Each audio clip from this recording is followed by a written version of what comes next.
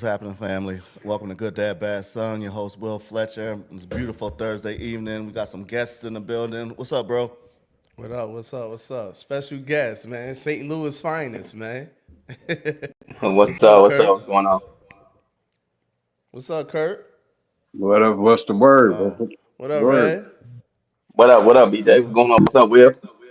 Man, You you got a ready for lot. this You got a battle, lot going on in BJ? your background. I see a terrible towel. I see some king shit. Yeah, I, you know it. Sack time, man. You know I've been sack time down for years. Been a terrible time. Been a Pittsburgh Steelers fan since I was a kid, and Kurt gonna know what I. He gonna know and understand exactly what I mean when I say this. When I played JFL football coming up, man, one of the teams, organizations I wanted to be a part of was the Matthew Dickey Bulldogs. And their uniforms replica the Pittsburgh Steelers. They had those gold pants, the black stripe, and it was just like the hardest shit ever. Well, you know they changed their name to the Bulldog. Yeah, Matthew Dickey sold the club, and it's no longer owned by Mr. Dickey. Right. It used to be Matthew Dickey's Blue Jackets or something like that. Oh yeah, That was back in the days. So what side of St. Louis you from, Red? I'm from the Normandy side, man. My family roots started in Wellston, Missouri. My grandfather was a well-known pastor of New Emmanuel Baptist Church in Wellston, Missouri, Reverend C.H. Thames. And my dad, he grew up on that side of town. I forgot that Minerva was the name of the street over there by the horseshoe. That's West And Side. then I eventually, as West Side, and then I grew up in the Normandy area. Before we lived in the north side of St. Louis, by Fallon Park, off Alice Street, Clarence Street. My dad moved out to the Normandy area, and I attended Normandy High School from there on out. And that's my roots. Village I City. Shout out to always B Mob. So Kurt, you from the east side? hell no. East Side of Illinois, bro. So there's no east side of St. Louis? It's a East St. Louis, but that's Illinois. Yes, Illis crossing the bridge. What? How? So That's there's where I a came to pick you up from over in East St. Louis that day you came. And we had to come back across the river where you park your truck over on the east side. But it's called East St. Louis. Yep. Kurt, you so y'all still in got St. Louis? huh? Yeah, I'm out in Ferguson. He Okay, out there. okay. He out there now. I'm out there Oh, near the Hanley train station, not too far from Red's Barbecue. I know exactly where you at. And I remember Red when he used to set his shop up on Bermuda Road. Yeah, yeah, Yeah. yep. Right. Yeah. I know exactly where Man, it's at. everybody in Georgia, bro. right. You'll find All right. somebody from anywhere in All 50 Georgia. states. All 50 states. Oh, A I lot gotta of tell. New York and a lot of St. Louis people go to Georgia because you know, it's a come up. In St. Louis, you got to get down and dirty most of the time because you never know The who murder gonna try capital, to get man. you. You know. So Ray, Yeah, you them got boys up issues there, with they Nelly too? Because for some reason Kurt got issues with Nelly. He was already talking about it backstage, bro. I'm Oh, sick of Kurt. um I did a podcast dedicated about you talking about when Nelly did the thing for Trump. No, I go when he made Just his first period. when he made his first I video, forgot about that and though. this is all I'm saying. When he made his That's first probably when it video, started. Will for real, for real. got he got the permit to have a block party on my mother's block in the 4600 block of Lavin, Mm. right? And though he ain't got no control over the crowd, but it was because of his people. Why you couldn't put flowers back in my mama's floor, flower bed that they trampled on? They swinging all on her banisters, broke her banisters, scared her, so she moved out of town. But he didn't get nothing to that community where he made his video. Right. Did he give to the schools or whatever? He probably did, but he didn't give nothing to the He people that definitely made said that. he give a lot back to the city of St. Louis. Yeah, but why not give back to the people who property your people damaged? That's all I'm Did he saying. have any was he made aware of it? We said We all said that, that, bro. Red. We said all that. I He don't probably don't think even know what happened. I don't think my mama at age 80 was, in tune with what all she knew was there was a whole bunch of hoodlums on the front. Mm. I gotta plug my phone up before I die on y'all. I've been running all day. Ain't plugged this motherfucker up. All right, plug that joint up, man. Noah should be coming in a second. But I And mean, this is all I'm saying. He should have been aware that they, because there was a lot of people out there for that video. A lot of people on other people's grass. He should have at least, because his grandfather grew up on Labadee and Euclid, which is a whole nother block up from Labadee in between Core and Market. But, and then he stole our name that we had back in 1965 called the Labadee Lunatic.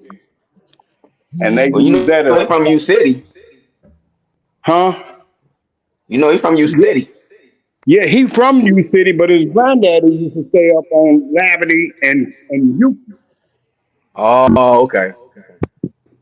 That's why he decided to make that video on Labadee. Cause his granddad or some stayed over Which video you talking about? The Midwest Swing? there. Huh? You talking about which video? Midwest Swing? No, country grammar. Down, down, Oh, baby. okay. All Yeah. right, I got you. Red, what you think about him going up there and performing for Trump or whatever? I didn't think much about it, man. And the reason why, man, people had issues with him for whatever reason, and the reason why they had issues with him is kind of hypocritical because they said that, Trump is a racist, this, that, and why is he performing for a racist? But, black people get up and go to work every day and punch a white man's car. They work for racists. So, Man, I how many mean, times I don't I, said that, bro? I think that's something not to really trip off of and worry about, man. And at the end of the day, man, black people they pick and choose when they want to be angry about stuff because they can be angry about Nelly performing at that ball, but when they get done being angry, are they gonna show hostility towards another black person? Are they gonna do right? Are they gonna be respectful? If they run a black owned business, how many black people was killed by another black person, before the end of that week was out? Every So we got to day. put things in proper perspective, man. And most black people that scream and talk about racism, they don't really understand it as far as the contextualization of it and the 9 areas of people's activity that black people are disrespected and controlled, which is economics, education, entertainment, labor law, politics, religion, sex, and war. I agree 100%. I Yeah, he agree right. He 100%. right on the same I line agree thinking on we was that. on. On that behalf, I don't have an issue with him performing for Trump because he was just out there getting his money. It don't matter where he got it from. You know what I'm Right. saying? Yeah. So I mean, get your money, but you know what I'm saying. What up, Never Cal? forget, never forget where you come from just because you made it. Yeah. You, uh, like I could bring another person on this podcast that used to open the show for Nelly, and on one of the shows that he opened up. Nelly them cut the mic on him. I guess because he was doing so good. He was a pretty good rapper, back in the day. Cut the Mm. mic on him, didn't want to pay him. But he didn't complete his show. So they was confronting Nelly outside about their money. See, Nelly broke down the motherfucking album. He was gone. He was up. Cause they was gonna pumpkin head him, give me my money. I Yeah. performed, I opened the show, pay me. But Yeah. Nelly, they chose to go another route, and that's how beef start. You know what I'm saying? It is what it ain't. I grew up doing Lorenzo Petty and Dennis Heyman days, Fat Woods. You know what I'm saying? So our whole Yeah. issue is different than how it is with the youngsters, how they handle their business in the industry. I've been far from that for a long time. I was Yeah. out of that kind of groove when I moved down to Atlanta. That's when I met you, BJ. I was away from all that. I'm not with that. I'm just about trying to get my money and stay out the fucking way. you know. Oh man, nigga, you was in KC trying to fight and goddamn shoot, and you brought all that St. Louis shit out here in Nowhere Park. Nigga, you was But part I of the was like Chicago. problem. that. At I was 50 only years like that. old, at 50 But years old, you was part of the problem, man. I was I was a 29, part. 30 Wait, trying to wait. Don't say I having to was a calm part of you the down. problem. I'd only get strapped if you had some beef. Other than that, where you see me at? Where you catch me at? At my Okay. house, on the side of the house, I don't know, playing Kurt. You've been on handball. here for a whole month and you Okay. hate somebody every damn show. Last show was you hate Mike Tyson. He a bum. Hey, we like to rumble a little bit, some. I said, Kurt, you must box. You said, yeah, a little bit. I said, yeah, I figured. Man, Yeah, every day I Kurt remember Coleman my out dad trying to told me knock back in the somebody day when out. he was coming up, one of the biggest gangs of St. Louis growing up was the Termites. My Termites. dad always brought that Y'all gang had up. some names back in the days, boy. The Yeah. termites. Ernest Brown was his best friend. He was a boss. He boxed out of Charles Brown out of Wilson, Missouri. The Midwest has a lot of boxers, though. The Midwest Jordan, produce a lot of boxers. A lot of Yeah. boxers come out of the Midwest. Ohio, Michigan. Detroit, Yeah. Detroit. Yeah. Y'all produce a lot of boxers. Y'all A lot of saw a lot of them don't be real good unless they transfer out of Missouri and go to like the Bronx gym. But a lot of them don't make it far in the pros. Michael Spinks Yeah. did, Leon did, but he was trash to me. He was more of a Hmm. street fighter. what y'all saw the rapper Lil Ronnie got killed at that car wash and his 5-year-old daughter, man. That's I don't even nonsense, know who man. Lil Ronnie is. I Yeah. mean, it was I, viral. It was viral. He was out of down here with Charleston White at Fort Worth, Texas, and yeah. he was a rapper dude, man. He it seemed like he was making his money or whatever. He came back to the hood. That's why when you saying Nelly, no, man, shit, I don't subscribe to that shit. I used to be like that. I used to think that way, but now ever since niggas killed Nipsey, nah, man. Never going back to the Yeah, hood. man. I ain't mad at niggas that staying Yeah. from the Young hood. man was just shot and killed today on Phillips and covered in highway at the Chevron. They shot him up 8 times. Come on, man. Um, and Damn. we heard it going off. We Like just you didn't know what said, it Red. was. It's like you said. It's us doing it to us. Yeah. You know what I'm saying? They talking about you got all these dudes, and it's a lot of black men, man, saying this shit. But you got dudes talking about, man, Trump gonna take us back to slavery and all this other stuff, and white boys gonna start killing niggas and da da da da da da da. Man, bro, They've been doing that for I don't see years. it. I don't see it, man. I They've see been us. doing that for years. I We've see been us killing still each killing other. us, man. That's all I see. I see us still killing us. Oh, back to that tank fight though. Um, the New York Boxing Commission is reviewing the kneel down. So they're gonna try to take the fight from him. They might reverse it. They can do that. They I thought it said was a draw. it's a draw, but Tank took a knee during the fight, And and if they get those 2 points to the other guy, he wins. not only that, Kurt, the round he took the knee, the judges gave it to Tank. Two of the judges gave it gave that round to Tank. Yup. Oh wow. So they reversed that. Lamar win. Lamar Right, win all because day. that'll be a 10-8 round, which would turn that draw, them two 114, Lamar 114 to wins the majority win for the other dude. all day. What Calvin said? We always been our own worst enemy. Yeah. That's a fact. Yeah, we are. We are. We got so much energy for each other, but when the people who we actually need to be putting that energy towards is yes sir, no ma'am. Like we got all of a sudden we got every time. manners. Every time. Did y'all watch Trump speech? What that was the night before last, I think. Yeah, the night before I, last. I didn't catch him, man. I was knocked out. Man. I've been so damn busy. But what did he basically address? He addressed everything. Kurt, did you watch it? I watched it. I just want to hear what you got to say. Hey, I watched it, man. I didn't see nothing wrong with what he was saying. The only part, like I was telling my moms, the only part that was weird to me was, man, every time he says something, he might say like one sentence, they stand up and clap, and then they sit down. Then he go again, another sentence, they stand up and clap. And I'm like, yo, what the fuck? They did that like 50 times. I'm like, man, I'm waiting for him to get through the speech. I want him to just talk. It's called political theater. That's all it is. Now, what I didn't like about it is this. Every president have those congressional meetings with the House members.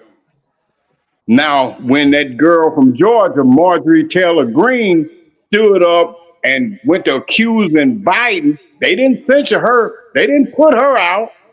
But when the black guy did Trump, they called the sergeant of arms and put his ass out of there. He got to go. Kurt, stop. Stop with that, man. You got to stop with that. With the black, is the Marjorie chick, she white? She a white girl.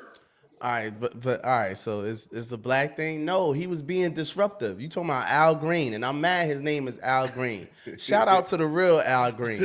I actually said earlier today, but me and my mother was talking about it. I said, yo, man, and then he got the nerve to have his name Al Green, man. Rest in peace, Al Green. My mom's like, Al Green ain't dead. I said, oh.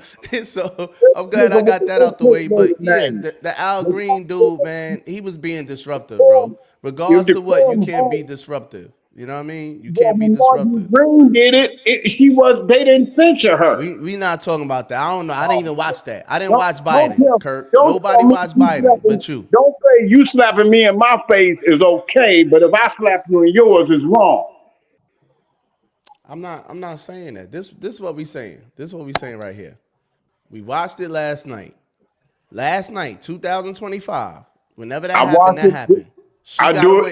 She got away with whatever she got away with. Marjorie, whatever. That happened. Okay, whatever. Nobody kicked her out. He was being disruptive. Trump man got up, asked him to stop. He kept being disruptive. He said, this your final warning. He kept being disruptive. So you gotta go. Yeah, that was his whole point. He wanted to get kicked out. Wait, that same rule, just like with tank, if you take a knee, you get an 8 count. So when Marjorie Greene did it, they didn't give her. I don't know why you keep going back to her. She's not the topic of discussion. They did it with Biden. They did it with every Democratic president. They did it with Obama when they sat there and was making all that noise when he was trying to make an address to the state. So don't say that it's disruptive now that somebody else is doing it to you. Stop it. What you suggest they do, Kurt? If they gave him 2 warnings, just let him stand up and keep interrupting the president. If they let Martin Taylor Greene keep doing it, the same rule applies. Now that wasn't the same administration, sir. Yeah, I don't like that. I don't even like that way of thinking, man. Just because you robbed the bank and got away, and I come behind you and rob the bank and get killed or get caught or whatever, don't make it right. If you rob a bank and get caught, and you get 10 years, and I rob a bank and get caught, I should get 10 years. It's the same. It don't work like that. Life don't work like that, Kurt. Come on, we can't even be. All I'm saying is, I don't see him doing nothing wrong when he went to question the policy. Question what policy? This ain't time to be questioning no policy. You talking about Al Green?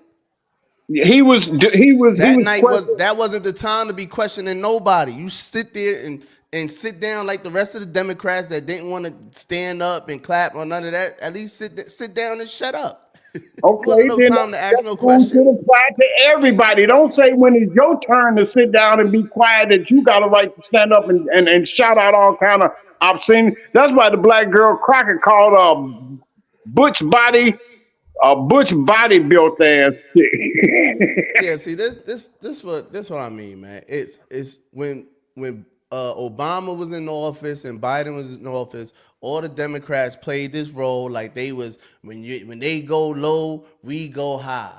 They played this whole role for the whole, you know what I mean, for the whole time. Now that Trump is in there, y'all throw all that out the window. Jasmine Crockett, I'd say she acting ghetto and ratchet every time I see her. She doing all tight, and I like her. You know what I mean? Speaking her mind. I just feel like Come on, man. She's too Everybody got a intelligent. right to She say, too man. intel. Hold on, Kurt. She too intelligent to be dumbing herself down to placate the black people. Why all the Democrats, all the Democrats do is dumb themselves down, do dumb shit, and say dumb shit to placate to black people. It's nothing intellectual coming out your mouths. It's no And you facts. and you It's saying there's nothing something but intellectual coming emotions out and of Trump's feelings. mouth. But you're saying something is coming out of Trump's mouth. Yeah, listen. No, it's not. That Yes. shit is crazy. Like what? First of all, he said we're getting rid of all of the Democrats that's ruling, right? The Democratic stuff, unelected Democratic people, but he got Elon Musk up there. Now that sounds stupid to me. You're gonna get rid of all those people that ain't been elected, like the VA people and the people over food stamps and people over Social Security, because they wasn't elected by him. No, you mixing stuff up, man. Understand what he said? He You said not he you was no, getting you rid of putting two all things of together. The VA, all of him the letting go the non-elected VA people. employees don't have anything to do with what he was talking about there. Did you hear that, That's separate. my brother? I know I heard it. I know what I heard him say. Now I don't know if you was listening or you was more Go so ahead. trying to put up a crap for him or not. But I heard him say, Elon Musk, we're getting rid of all of the unelected uh, people doing stuff, but yet he got Elon Musk, who is not an elected official, trying to get people fired, getting people by the thousands laid off of their job. I don't get that. He's not an elected official. All right, so you have a problem with that. Cool. Red, what you think about that? About the whole the Doge thing. I think that two things we need to consider here. I always refer to the Purge movies. And the Purge movie has long been given a subliminal message that the coming society wants to wipe out the bottom feeders of society, the uneducated, the unhealthy, those who don't really produce to society. And when you look at it in all of those movies, the symbolism was always a black character, right? So let's also integrate that with the fact that when you look at the Trump administration, you look at the people that he's appointing to the cabinet. Trump is doing a whole reset as far as how the American society is going to be ran. We all know, like societies like Japan, China, I think the only smart cities we got in America is Silicon Valley and Seattle. And so what Trump is doing is trying to flush out a lot of the bottom feeders, getting rid of a lot of federal jobs, doing away with the DEI programs, which we know that really didn't benefit black folks as much as it did with the Everybody transgender else. and LGBT community, right? And you also got to look at what he's doing with the World Health Organization, how he pulled the U.S. from that organization, as well as what he's doing with his policies and his initiative with energy companies. And so when you look at these things, man, and you look at Elon Musk and you consider what he's doing with AI and how a lot of human muscle is going to be out of work, you also have to bring in what Andrew Yang was talking about the election before the first time Biden ran for the election when he was talking about a universal income. There's a movie with Keith Stansfield, an actor called Sorry to Bother You. And if you go look at that movie, man, it's a real stark, grim reality of what society is heading to. However, I think what Trump is doing is some radical things. Some things people may agree with, some things may not. I agree with some of his policies, except especially with the one that comes with child support. And with the Republican senator, what he got going on in the state of Florida, how women they won't get alimony. It's kind of making it beneficial for the men, which we haven't had a lot of power. But I think at the same time, in order for you to get the change that you want for the society you want to run, it's gonna be some unpopular moves made, decisions, elections. And to be honest with you, man, I really don't give it much thought because you have to deal with the proximity within your everyday life. So, and two more things I wanted to add. When Brother Kirk was talking about, and I know you're talking about Jasmine Crockett. I think a lot of times with the Democratic Party, it's all about presentation. We don't know how to present an argument without emotions and raising our voice. If you notice, a lot of the people that the black community look up to, like the hip hop ministers, Stephen A. Smith, these men yell. A lot of the candidates, the people I see in the Black Caucus on Capitol Hill and the legislature, they yell. You have to be able to articulate what your grievance is, be united on one front as far as the Black Caucus, and have an initiative, and it's, you know what I'm saying, and it's structured and it's organized just like they had with the Heritage Foundation with the Project 2025, right? The Democratic Party never presented anything like that. The last thing I want to present is what we said earlier in the conversation about, you know, how black people, we take each other around, black people don't stick together. And it was something I think you said, BJ, earlier, where people was making speculations about the white boys gonna raise up and rise up on the black community, this, that, and the third. My question to that is, what keeps the black community together? What is the purpose for black people to remain together? Nothing. This is why we're in division. But if we did have something like that, everything that Trump is doing that seems to be targeting the black community, if, you know, Aryan nations and extremists did rise up out the country and rise up on the hood, black people would then have a purpose to stand together. Up until that point, we don't have no reason to be united because we're long removed from the four generations who had a reason to be together. They saw whites on these bathrooms. They saw burning crosses. Kids walking to school seeing low hanging fruit, black bodies hanging from trees. They had a reason to be together. But now, as time went on, society, black people lost their reason for wanting to stand together. So, as it can be perceived as a negative thing, I also think it's a positive thing. Yeah, I see it that way. I don't know. Is that the mic or something? Something's dumping. You hear it, or it's just me? No, Like it's an echo. on red and It might be the mic. I thought I had an echo, man. I tried. I got the echo cancellation It's on, not an man. echo. It Damn. seems like when you talk with it's like your, a scrubbing. it's like a thumping sound when you talking into the mic or something. I don't know. What's the microphone at? Where Is your it Got mic an on at? your? earbud in. Oh, Okay. yeah, I agree with what you just said, bro. You got a rebuttal, Kurt? No, I kind of sort of agree with what the young man is saying.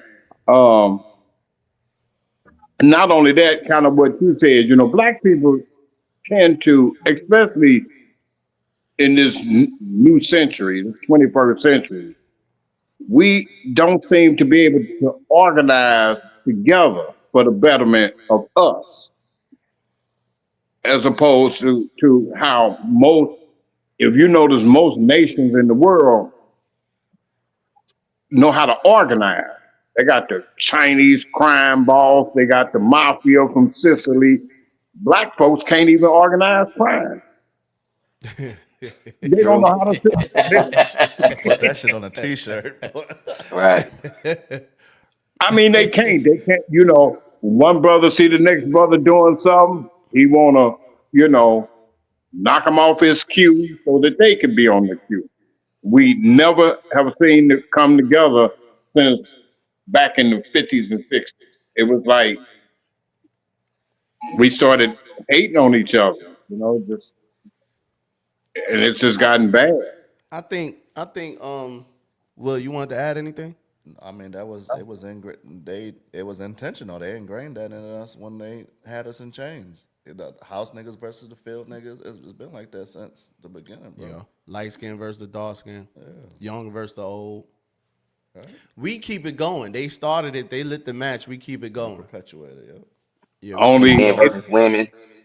but only what has happened is they have brought these algorithms, this social media, which put it on steroids. That social media outlet, that you know, the informational superhighway. Suddenly, people are thinking that you're supposed to act like how they see on TikTok or Facebook, and it just ingrains into the system. You know, it's like a subliminal suggestion. They keep feeding that to you, and black folks is gobbling it up. You Got a know, long way to go. Yeah. take away some of these computers and cell phones, and watch how lost they'll seem like they are. You can't ask the average young kid, "What's your mama telephone number?" First place they're gonna go is into that phone.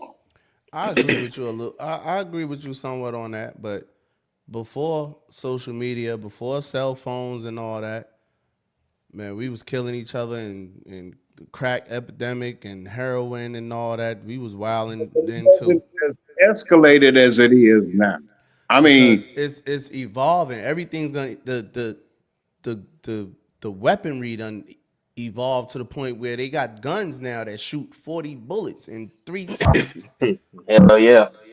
It's evolving. So of What's course up, man? now it's gonna be when your grandparents was out there, well not even your grandparents, when your parents was out there and gang fighting or whatever, it was just fisticuffs. Fisticuffs and maybe a knife. Maybe somebody had a One pistol, person might have had a a knife. a 2-shooter or something. You know what I mean? Brass a knuckles. Dillinger or something. 38 revolver. And then it evolved into you guys having revolvers. Then another 10-year generation, y'all coming with the Mac 11s, the Tech 9s, and all this. It keeps evolving. You know what I'm saying? So of course now it done evolved to the extended clips with the switch that them boys are shooting 50, 60 bullets in 2-3 The seconds. Man. SKSs and the AKAs and all of them military style weapons that are integrating into our inner city. I think it's the Back in the day, I mean, I may have seen a couple of people that had a Tommy machine gun. Not many. Yeah, because Now you had to have money. You had to have money for one. You had to have money. The Tommy guns, you had to have money.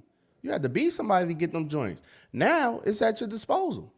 First of all, also they're leaving crates of guns in Chicago. You know what I mean? They're purposely leaving them. They're purposely leaving them in St. Louis. They purposely leaving them places in Baltimore, New York. You know what I mean? It's accessible. The idea is that the black people, the black men and women of this country could do a better job than any Ku Klux Klan because they can kill out on a whole bunch of mugs in a few seconds. We put them out of business. Right. How they did that, they figured, okay, we put these guns in their hands, they'll kill themselves faster than we ever could thought of killing. They not putting guns in our hands though. They putting them in the hood, but they not putting guns in our hands. We still gotta be responsible for our sons, our kids. We still gotta be responsible I for. mean, by putting it in our hands, when they put it in society where it's so readily available, then it gets in the hands of these kids. Whether these kids We break still gotta be responsible for our kids, man. Especially yeah, our we sons. got to be responsible for them. You see, my son, 24 years old, and Ain't none of them been to jail. at all, ain't even got scared of, don't even like the police. Come on, so it's possible. Even on my block, I got dudes I grew up with. I got 3 or 4 dudes that never went to jail, went to the military, didn't get involved with the streets, didn't gang bang, didn't sell drugs, didn't do none of that. You know what I'm saying? It's still a choice. It's always a choice. We act like it's no way out. It's only this way for us. It's only this way.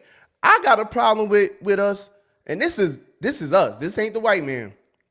I got a problem with our communities and our hood teaching these kids to hate the police or to be scared of the police. I wasn't scared of the police growing up. I didn't hate the police growing up. I really didn't pay them no mind until I got involved in the streets. Then you're taught, you're molded into that's my enemy. You know what I'm saying? F them and they you know what I mean? Whatever it was. But really, I see, especially like in Philly and New York, I see these kids online. I see them online, 8, 9 years old, arguing with the police. Like I don't get that. I'm talking about cursing and anything, cursing the police out, 9, 10 years old. See, I don't get that. We can't allow that. We gotta and we need to do like the Italians do. The Italians put their nieces and nephews in the police force, send them to police school, police academy. We need to do that. But we so busy, you can't be no police ass nigga. You can't be. Come on, bro. That's something we gotta work on. When I brought Cuz down here, 2011, 2012, I was telling him go be an FBI agent. Yo, go be CIA or something, bro. You know what I mean? Straight up. He was working in the juvenile joint or whatever. I'm doing what I'm doing, but I'm keeping him away from. Nah, you gonna do this. You the only one out the circle that ain't got no felonies or nothing. So you gonna do this. Keep going up. You going from here. You gonna go to MARTA or Gwinnett County Police or be an FBI agent. Let me know what the fuck going on. Let me know what's going on. Tell me what's happening. I never Welcome, had that Lord, to the mentality, room. bro. Never. Hi, how you Your, What's doing? up, Noah? your savior here. I'm good. How are you? Yeah, that's Yeah. my teammate there. How you doing? What y'all talking about? Did you see Trump's speech? I watched the highlights. It was too long for me. It was Did you alright see the though. whole thing? Uh, yeah, I went back and watched. I watched the whole thing. No, I didn't watch the whole thing. I didn't finish the end. But I watched a good amount of it. This is my thing, right? This is what I don't understand. Also, why it seems to me like the Democrats are anti-American, man, Why you say that? because they don't. They're they're more concerned about the illegal immigrants and spending the money, sending money to Ukraine and Israel than anything. They don't care about nothing that's going on in America. No, I think you got a misconception. That's just my opinion on it. They more so concerned about civil rights of all people, not just immigrants. Everybody should have the same right as everybody else. Not the select few get these listen. American citizens, yes. Not the people here illegally though. American citizens. Yeah. That's People, cool. period, bro. Nah. We can't. No, That's that our don't even problem make no now. sense. We take on everybody else's Yeah, problems. that's crazy.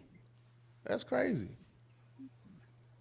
That's crazy. We give all this money. We give all the billions of dollars, millions and billions of dollars that was spent caring for these illegal immigrants, and American citizens is just left in the streets, homeless and Well, I agree with it on that part. without. That's the only But part I'm really talking about. don't say, well, it's my prerogative to give to other countries for my benefit, and the other countries, we ain't gonna hold them to the same standard. Like, you want to draw back aid to all the countries, some that are contributing to America, like, the research into HIV and stuff like that out of Africa. You pull back all of that aid, but you still give Israel $50 billion. Come on, it's the same thing. Okay, let's not give Israel $50 billion, and that's another $50 billion that we use to put back into the coffers for America. Don't just select who you gonna help and who you ain't gonna help. I don't get that.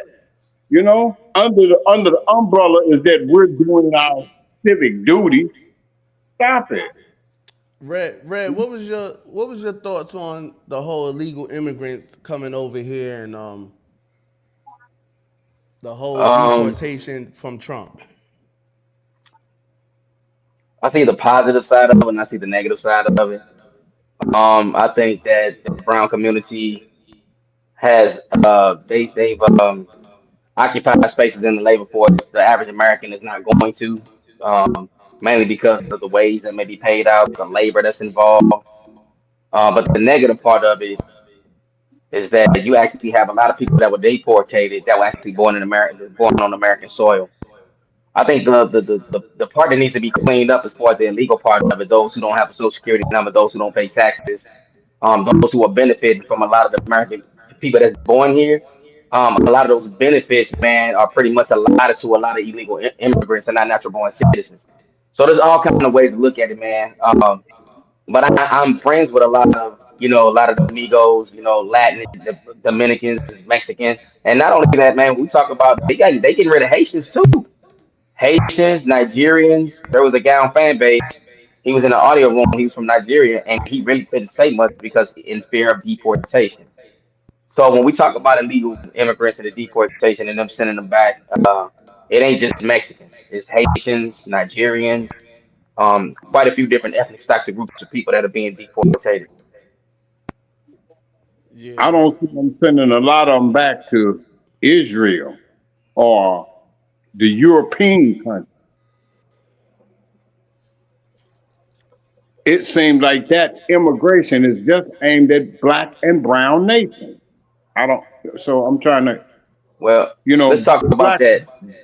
what you talking about right there. When you talk about Israelis, because we could throw in Japanese and Chinese people in there, right? And this is Right. the one of the things that I think was one of the topics of discussion tonight. When we talk about 25% of the tariffs, we talking about imports and exports. You know, one of the reasons why you hardly ever see Chinese being killed at the hands of a police officer, or according to the code, of race soldier, or why they don't deal with a lot of things that non-white people in the concept of American do, is because China is a major country with exports and imports. Israel is a country with major imports and exports. They have literally an indirect ambassadorian set up to where their country is so powerful that if you take out one of theirs, if you mistreat one of theirs, it's gonna boil down to imports and exports, which is why Trump is on that tariff thing. I know we're gonna get in that part of the conversation. I ain't trying to really miss the need too earlier, but when you speak about something like that, man, we have to look at the political science behind why that is. And on top of that, Asians send their children to go. The Asians have there's Asian police in New York, a whole bunch of them. Yeah. Matter of fact, the boy that got killed in Albany Projects, they did a documentary on it. Remember, he was running down the staircase, and I think it was like a rookie Asian dude. But anyway, he shot, killed the boy. That Asian police officer got probation. You know what happened? All the Asians in New York, when they did, I don't even think did they arrest them? Somebody, help me out. Somebody help me in the chat. They might have arrested the cop for a second. They might have arrested him. But anyway, the Asian community came together and protested against that. The Asians play a large role in donations to different political people. You know what I mean? Especially in New York. So Same thing. The Mexicans when they came, I know it was I don't know if that was here in Freedom is Atlanta, only but I just came for a Mexican, or they fired one of them, and all the Mexicans walked off the job. And I guess I'll go back to what Kurt's saying, is that we don't have that kind of community. We don't have that kind of community control, is what I call it. But even with that being said, man, there's a whole nother conversation that's really not being had when we talk about the immigrants and deportation. Listen, people talk a lot about World War III. They talk about war, right? And you don't understand. My grandfather said back in 1984, people who don't even speak the language will take over America. First of all, that's a America's not a fact. country; it's a corporation. But when we talk about war, all wars have never looked the same as the war prior. So when we talk about World War III, we're not talking about putting foot soldiers on the ground. When you see those tankers and those little boy driving tankers down the U.S. highways, that's for us. That's for civil unrest. But war is going to be cyber. War is going to be agricultural, because our enemies are right here on it's on soil. Same thing with 9/11. They taught those guys how to fly those planes, man, that flew them into the World Trade Center, right? So the war, our imminent domain enemy, our open enemy, is on American soil. They know IT tech. Most not Sudanese, Pakistanis, Asians, they master AI. Arabs, they master that stuff. Biological agents and hackers and all that. They're not American. So when we looking at war, and I think it's a thing on Netflix called Day Zero with Robert De Niro, that's exactly what World War III is gonna look like. It's this grid shutdown. They talking about the power, cell phones being cut off. That's what World War III is gonna look like. Means that people are gonna die from the electromagnetic impulse. All electric cars gonna stop. Planes will fall out the sky. Won't have any food. Trucks, everything. So when we talk about World War III, you have to understand that these people can't be touched, because if we want to trigger something like that, and I think China said they're ready for, it was either China or Canada said they're ready for whatever Trump wants to China. offer. If he wants to shut China. down China, bro, we in trouble. You can't just wage war with the people like that, because now when you look at America and the military force, don't look at so much as far as like missiles and guns and tanks. You got to look at the cyber aspect of it. We all are vulnerable to a Wi-Fi. We're all vulnerable to the internet. If it shuts down right now, we all go black. Cell phones, no communication, and nobody's prepared. I just want to throw that in the conversation. Noah, what you think about that? China Um, says they're ready for any kind of war. yeah, Um, and I don't think Trump is positioning us well to win any type of war against China, mostly because of what Jihad just mentioned. You heard yesterday what he was talking about, the CHIPS Act that Biden invested, like I think 500 billion in the semiconductors and the chips. China's winning that by they produce, like, the new AI that they produce became cheap. I don't know what the percentage is, but it was more than like 50% cheaper than the one that we spent like years on, the OpenAI one that first came out last November. They just came up with one that was cheaper and better, and that's like all the I AI feel stuff. like China is beating us in everything. Yeah, and Trump doesn't give a fuck. He wants to pull that money out of talk about it's a stupid idea because Biden made it. Trump just wants to say that everything that Biden did was stupid because Biden signed this thing for 500 billion. Now this is wasteful government inefficiency, and we're gonna see what Trump is gonna do with it. And about the immigration part, Trump is weaponizing immigration selectively to choose who to remove. And he's not just talking about illegal immigrants. He's changing what it means to be a legal immigrant. He wants to make it harder for birthright, which is enshrined in the Constitution. He also wants to make it, when he was talking about the Palestinian protesters, he was talking about scouring social media and seeing who's posting in favor of Hamas and terrorist organizations to rescind their legal status in America. If it's Palestinians today, if it's Black people 50 years ago, you never know who it's going to be in the future. The fact that we are setting a precedent where a president can use immigration and change what it means to be a legal immigrant and to be an American, and just take that away as he pleases to eliminate certain people that he finds as, oh, we don't fuck with Palestinians now because they're supporting a terrorist organization. You know what was deemed America can deem anything it wants a terrorist organization.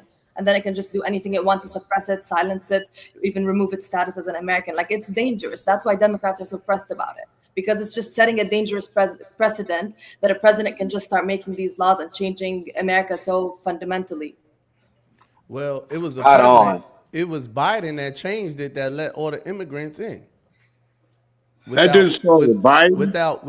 Without no proper what you call that? Documentation. Yeah, proper documentation, but screening with no proper screening. That was Biden that changed that 3 years ago. So he Like- has to come in and implement something that's gonna, balance the country back out. We can't have 20 million illegal immigrants in America. We can't, especially when no other country in the world is doing that. No other country is allowing immigrants just to walk into their country. We can't just go walk into any country. No other country dabbles in every single war in the world the way America does in 2025 in this day and age. No other country. We're not in everyone. We're not in everyone. In most of them. I think what she said was very pivotal when she said he could weaponize illegal immigration and deem it's about classification. And the reason why what she said was so spot on is because we're dealing with an administration that's going to do whatever the fuck they want to do. So when we look at how people are cheering about the LGBT, people can no longer say they he, she, and her, and I get it. But then it's also going to open up the door for other things to be deemed as illegal, a threat. Like my legal name is Jihad. They can say, hey, everybody named Jihad in America is deemed an illegal terrorist, and we have to detain them and send them to Guantanamo Bay. Same thing when they had the BMI, the Black Identity Extremists. So you have to really look at this because, man, there's always an ends to justify the means. And William Cooper talked about this in his book, Behold the Pale Horse, before he was assassinated in his own driveway. So I think right there was a great point that she just made that I wasn't even really thinking about it before she said it. And that's the main thing. Don't always look at the surface of something because the initial intention is not what the agenda is really set for its purpose. And I just think that right now, man, with what they're doing and how they're putting all these executive orders through, I think we're looking at a very dangerous time. However, it still has to go through the House. A lot of things the Democratic Party can shoot down. It might go into the vetoes. We don't know what is going to filibuster. So it's going to be interesting to see how all these things play out, man, moving forward in the next months to a year. Y'all gotta let me. Y'all gotta tell me. I could be wrong, but I don't see him doing anything harmful to Americans. Unless y'all talking about in the future. I guess y'all talking about in the future. It can become this way, but it's just gonna have to become this way because I just went through 3 administrations of a bunch of bullshit that was harmful to Americans. Everything But it didn't take Biden away your administration choice. done. Everything Biden administration done for the past 4 years been harmful to Americans.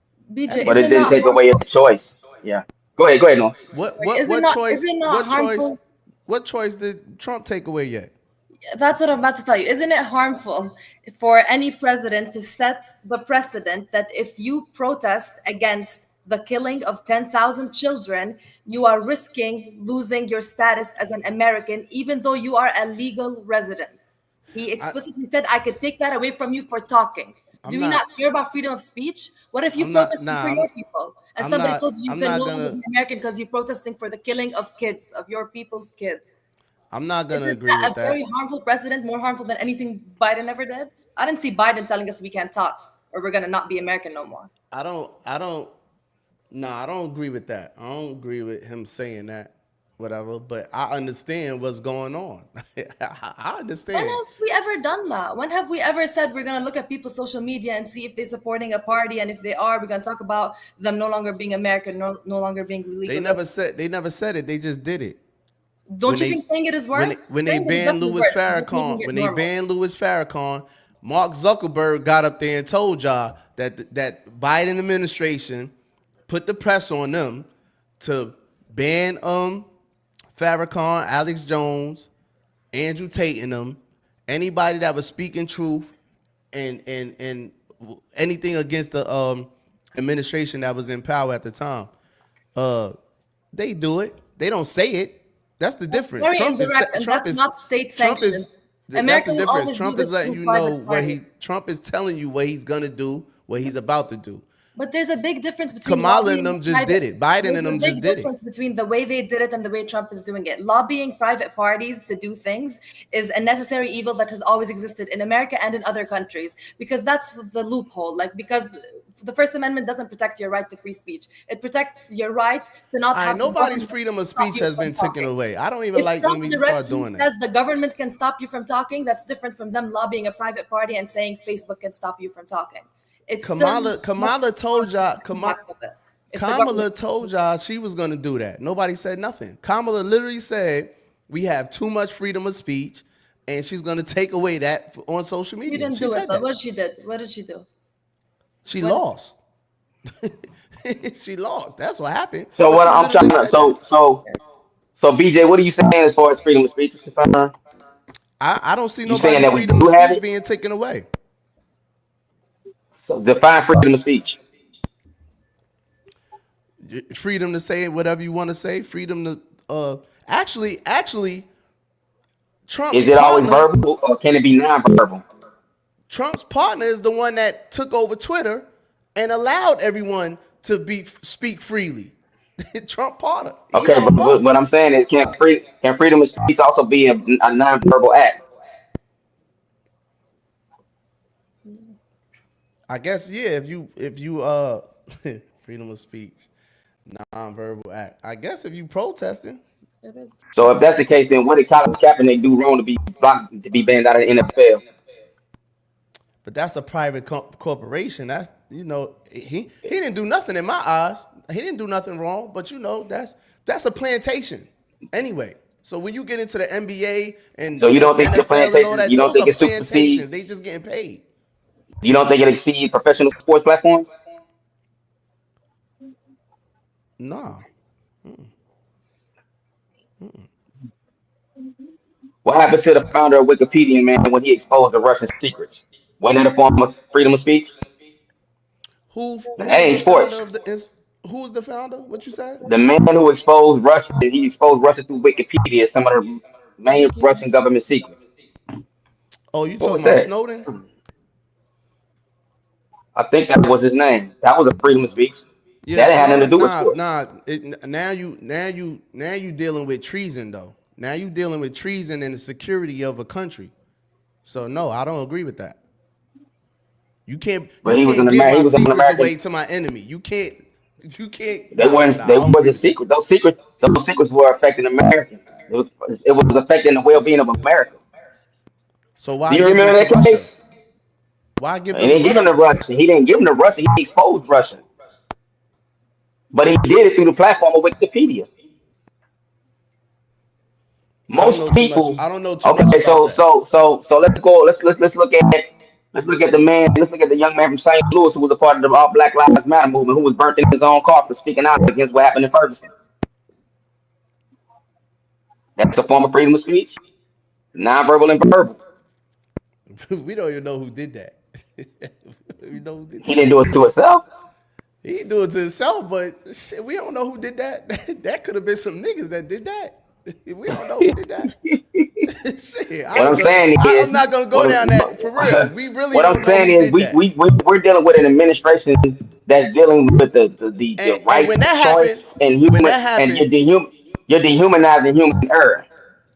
when that Like happened, that was people, Obama administration that was in play. That was in power. That was Obama administration in power. I don't think it necessarily has anything to do with the administration, Obama, but we're dealing with a gangster and Trump. I'm not gonna say everything that Trump does will be bad for the American society because I do agree with getting people off welfare that needs to be working and don't even have children. I agree with things like that, and I also agree with cleaning up certain areas of society because here's the thing that I wanted to say earlier with our people is that they don't take life serious. It's a game. Everything about our people, man, they resonate and they resonate with entertainment. They like to have fun. They like to laugh. They like to dance. They like to shake their ass. When you go to other ethnic communities, right, you hear high level conversations of the coming frontier of the world, colonies in outer space, artificial intelligence, what food would look like, humans freezing their cells so they can exist all the way into 3036. These are high level conversations. We carry on as the children whose mom and dad gonna pay us allowance on Friday. We're not really in tune to what's really mattering and what's really focusing, right? Dr. Francis Wilson said, self-respect is more powerful than an atom's bomb. So when we have these type of conversations, when black people come out and say, well, this is racist or this is not right, is it really racist or is it really wrongdoing or is it just that your lazy ass never wanted to shift the way that you live, think, and speak and act in certain areas, right?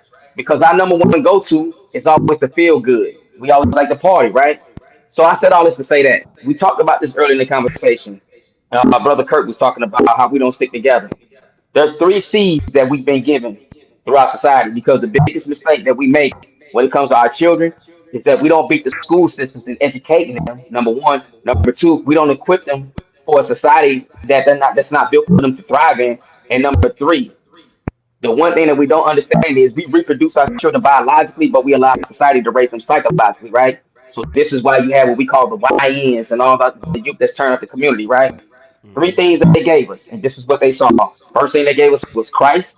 The second thing they gave us was civil rights. The third thing they gave us was crack. When they saw black people sticking together, when you look at 1921, the Tulsa massacre, when you had Black Wall Street, and it wasn't just in Tulsa, you had it in Florida, areas of Florida, you had it in areas of North Carolina, South Carolina, you had it in Chicago, you had it in New York, with the Harlem Renaissance. When black people were walking around talking about black is beautiful and they embraced their features, the dark skin, the big lips, nose, the nappy hair, the afros and fros, right? There was a power collective in the community that black men and women were on one accord. And it wasn't always just black people. There were other people outside of our community who also embraced our struggle as well too. But then as the system began to see how we began to progress and we had a high level of self-respect, how we started getting education and managing certain areas of society that black men and women were not always allowed to man. Then what happened in the 70s? They came out with black exploitation movies like the Mac, Hell up in Cotton in Harlem, Hell Comes to Harlem, stuff like that. Shab, right? These movies were good, but it also gave a negative connotation, and it gave the black man his identity of who he's supposed to be in society, which was a gangster, a thug, a drug dealer, a ball player, an Yeah. athlete, right? Then moving on to the near future, to the more present future, what happened? Gangster rap comes out. The movie Colors comes out.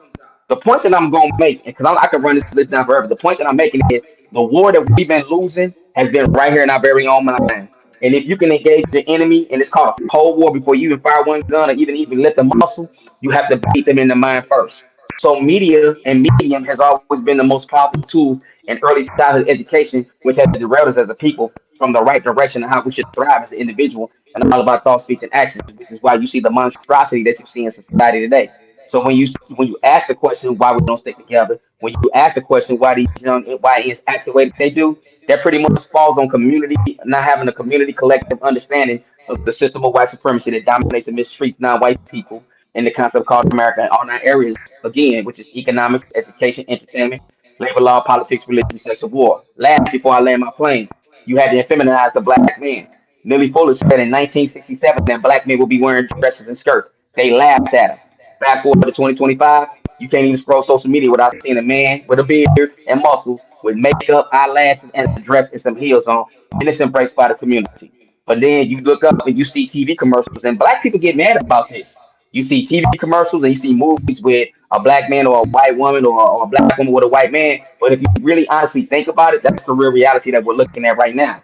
So it's a lot of self-inflicted wounds, and we opened that door to that house because once we started to become more educated and society gave us a little bit more advancement, which is called racial showcasing, one of the six white supremacist strategies to confuse black people, we opened that door for mass confusion, and now we have division, and now we got the results of what you see what's going on right now in our community. I agree. I'm done. I agree. Hey, I let's try to go. cut that so short, bro. That came from St. Louis. That brother educated in there. Get out of here, Kurt. Kurt. He not from your side though, Kurt. Well, he ain't from my side, but Hey, I came out the A lot of project. people, a lot Project of was people agree gone with before you he was said, born. Jihad. And before I forget, I want to let them know how they can find your show. Talk about your, tell us the name of your show and where they can find you at, real quick. Oh yeah, appreciate it, man. My show is called the Rising Cream Podcast. You can find it on YouTube, also on Spotify, Amazon Music, Podcast Addict, and iTunes. All So right. yeah, and upload episodes every Tuesday at 10 p.m. I appreciate that, Will. I No appreciate problem. you too, BJ, for having me come on, brother. all good, all good. If you could put it in the title too on your joint, that's cool too. Type it in. I know KC did his like that. Um, Noah, you've been attacking me all week about There he go. it's been a few things. We get into the whole Trump. What was the thing with Trump and the death penalty for drug dealers. You said you couldn't wait to get my opinion on that. Just realized I was unmuted. I said, yeah, I couldn't wait to watch you defend that. So how you feel about that? To watch me defend it. Only for drug dealers. So death penalty for drug dealers. Are they talking about all drug dealers or kingpins? He specified it when he said they will it will have to be according to the amount. So it's gonna be kingpins, of course. And I Big believe Pharma ain't in there. huh? I said Big Kingpins Pharma means- ain't in there. I was about to say, because they the Exactly. biggest Big- drug dealers, right? Kingpins means anybody that got a RICO charge. That is not kingpin as in like El Chapo. Like anybody that ever got a RICO. No, charge it'll in be interstate I don't It's not gonna be no El Chapo. nah, it's not gonna be. You gotta stop doing that, no. What am I Because doing? you could get caught with 10 pounds of weed and that's a drug trafficking charge. But Yeah. it's not gonna be the same as a nigga that get caught with 10 kilos. That's a drug trafficking charge too. You know what I'm saying? Truthfully, I don't even think it's gonna go into effect. I don't even think it's gonna be possible because like y'all about to say, they the biggest drug dealers anyway. They need it. The CIA is bringing the drugs in here anyway. They're bringing the drugs in, so they need drug dealers. So Exactly. really, It's just an excuse to start a race war. he's Did just- you not see the that's bullshit not- that Elon posted? see that's You don't think he's trying to start a race? Did you see what Elon Musk posted about pardoning Derek Chauvin? why Like, what why would possible that start reasoning- a I, race I, war? I saw it. I saw it. What Let's stick- possible let's stick reason to- would let's stick to Trump's this. We best get to friend Elon and Musk buddy next. say we But gotta why- pardon the guy that literally contributed to one of the biggest like riots and the closest we've gotten to a race war in the past 10 years? Why would he try to open that door again? What is the point Why of it? Does anybody why really would think it start Derek a Chauvin is race father? war, Nor? Why would him giving the death penalty to drug dealers start a race war? Because obviously drugs are disproportionately found in minority neighborhoods because they are pumped into these neighborhoods and they have been pumped, whether it was the crack epidemic or it was different drugs. How would that start a race war? Because it's going to indiscriminately lead to the death penalty, whatever it ends up, it's going to be indiscriminately targeting Latin and Black communities. We've been going through that forever. All right, but it's accelerating it. It ain't never started no race the war direction that before. we were coming out was kind of like slowly getting a little bit better. But this It is ain't kind never of a started no deep race dive war before. backwards. You got them DC niggas in the feds doing 20, 30 years for an 8-ball. It ain't never started no race war before. That's not the When they death. start killing them, you don't think when people start dying, that's more likely to start a race war when you start introducing. I don't Which country in the world who does that? Nobody is killing drug dealers. I'm not The death penalty. no, is almost they abolished. do kill drug dealers in the world. There are countries Where they where they killing do drug give them the dealers? death penalty. There Why are are. they killing drug dealers? But my opinion on it, I really don't care. I really don't care. If he put that into play, if it's somehow they pass death penalty for drug dealers, guess what? Black people stop selling drugs then. I Stop thought you selling said drugs. against the death penalty for any reason. Why not just give them? Why are we so mad at something that benefits our community? How we get mad at that? BJ, I don't think extermination is the best if this solution racist to the drug if this problem. racist puts a law into play that said he's giving the death penalty to drug dealers, I don't give a damn what scale of drug dealing you on. I don't care. You selling drugs in the black community, so be it. Don't sell drugs.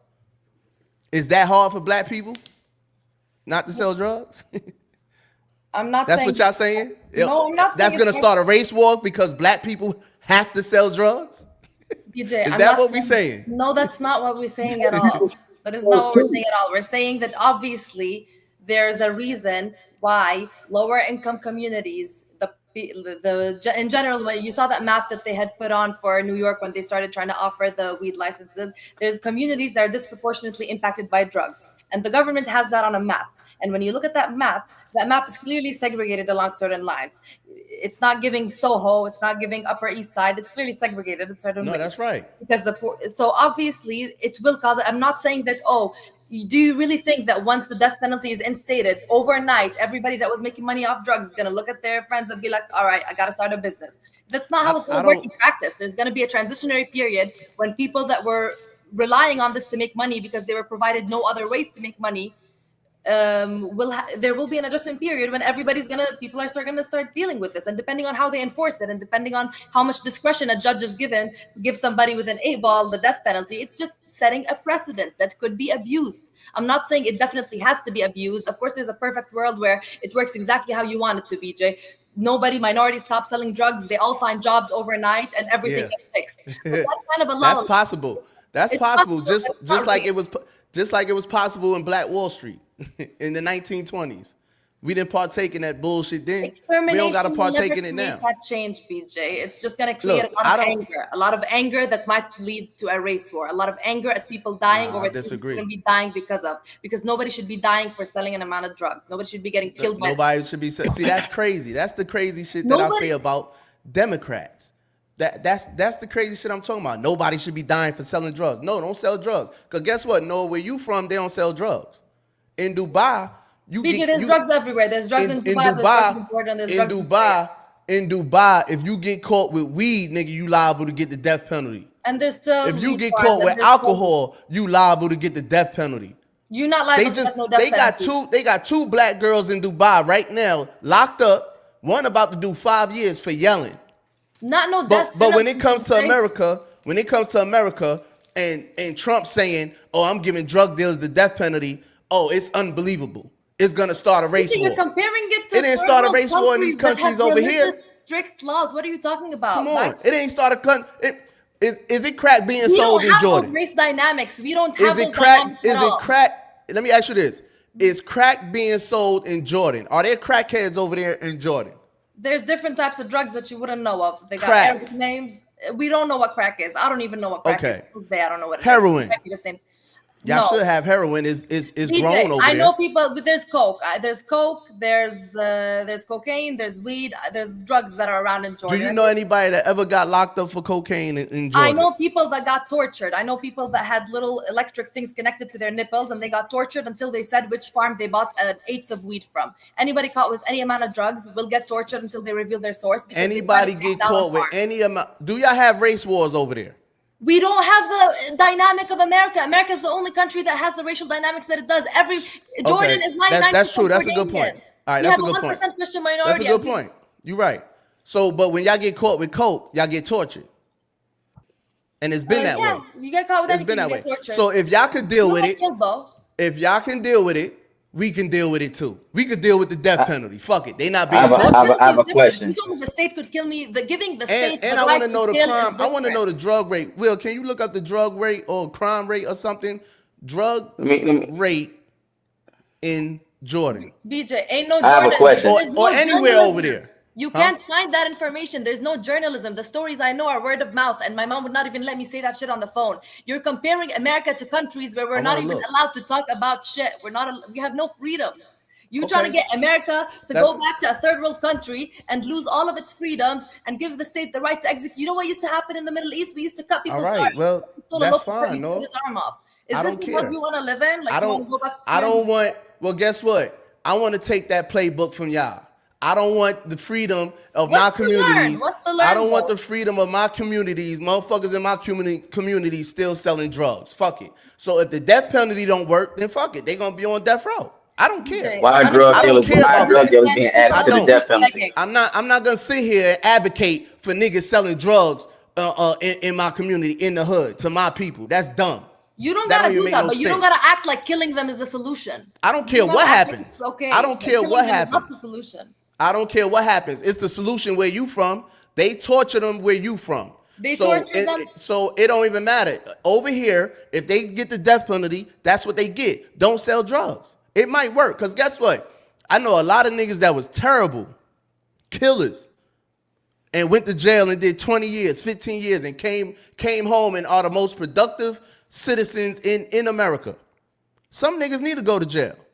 Some black men need to go to jail. Yeah, jail but imagine if the jail, state kills jail them, has they never got benefited. better. Jail has been a beneficial tool for the black man for years. Sad to say, but that's just the truth. A lot of them NOI dudes, them clean-cut, drug-free dudes, come from prison.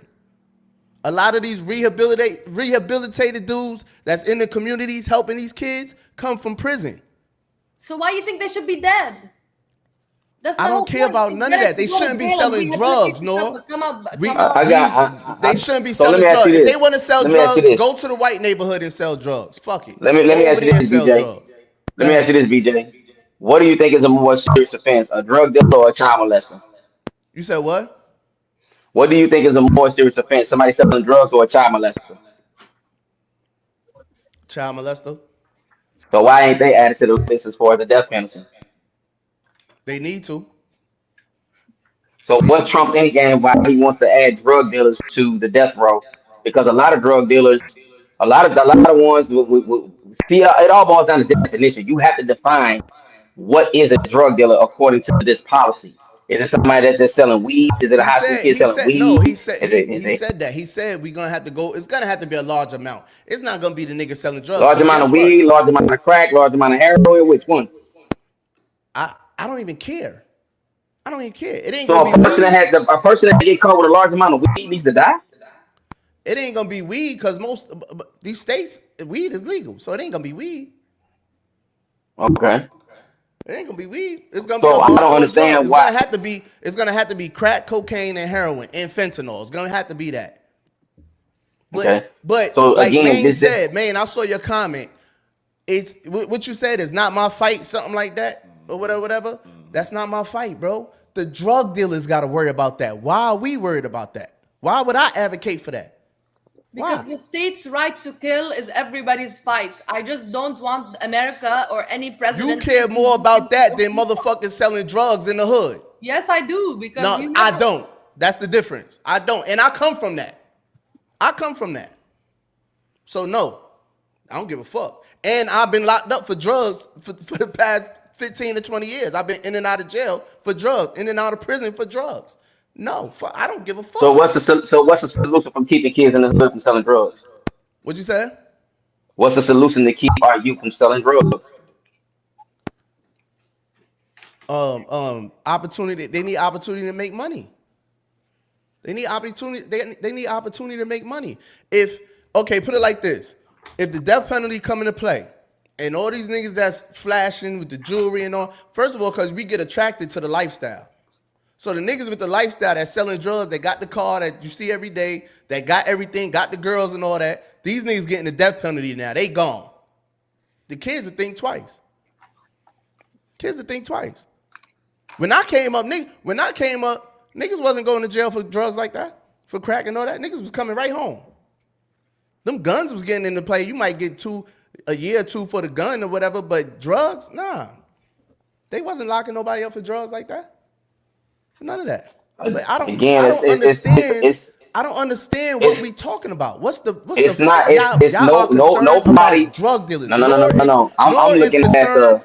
Nor you're concerned about a motherfucker selling drugs in the community. I don't No, give a fuck my thing about of them. it is we're not. I'm not defending the selling of drugs, the distribution of drugs. That's I'm what we always doing. concerned with it. I'm all, no, no, no, no. I'm gonna give you context.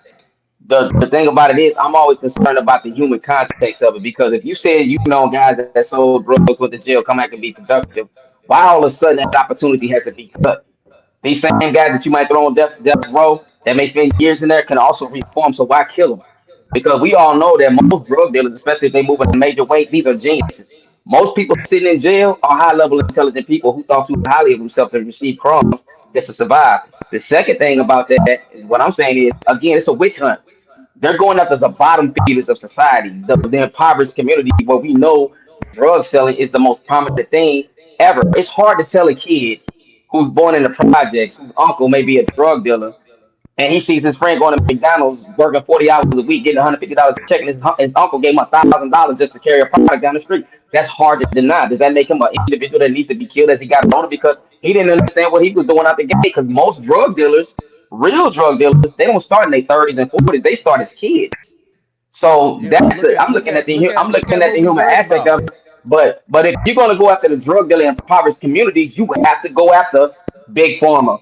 You have to go after the real drug dealers, man.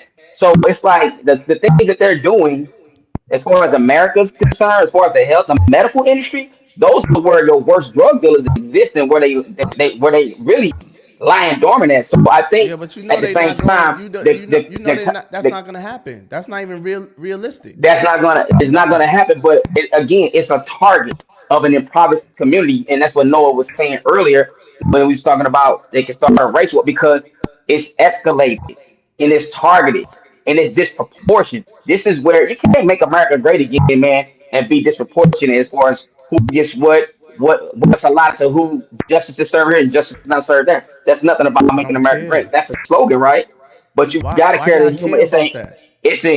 I care about the human aspect of it. I'm not promoting the selling of drugs. If you I care don't about the believe that. human aspect of it, I you don't should care believe about the about. human aspect of that uncle putting drugs in his nephew's hand. No, That's I the care about the human human aspect of aspect the I person care that about. Fuck that the flip of the uncle. coin. He could The flip die of on the death coin. row. The flip of the coin is the aspect. I also care about the drug addict. Most drug addicts in impoverished communities are incarcerated and not receiving the rehabilitation as they are in white communities. It's a targeting. So when you say that you want to put drug dealers on death row, I'm not talking about that they shouldn't be punished for what they're doing. I'm looking at what's the end game behind this man wanting to put drug dealers on death row. And if you're gonna put drug dealers What on you think there, the end game is? I don't know. That's the big question. What's the end game? Because listen, Think about it. Think about it. What would be the end game from him putting all the drug dealers on death row? Let's think about it. Folks gonna find I something else mean, to if you do. really, if you want my opinion about it, I'm always come from the code Yes, I want your because opinion. Yes.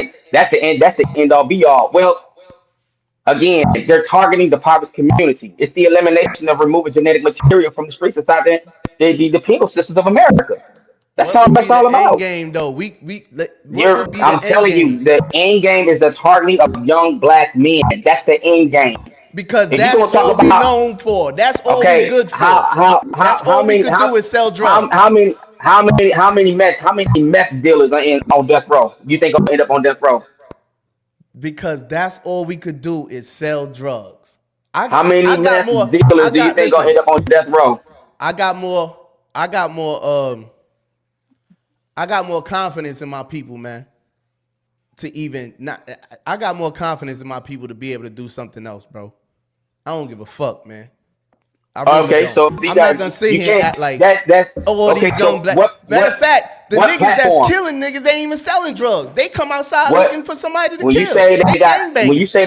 when you say they have confidence, it has to be a material reality. So what platform do they allure to stop it? When you say you got confidence in people, it ain't gonna happen because of hope. So what platform exists for them not to do it? For them to have the confidence to make another decision?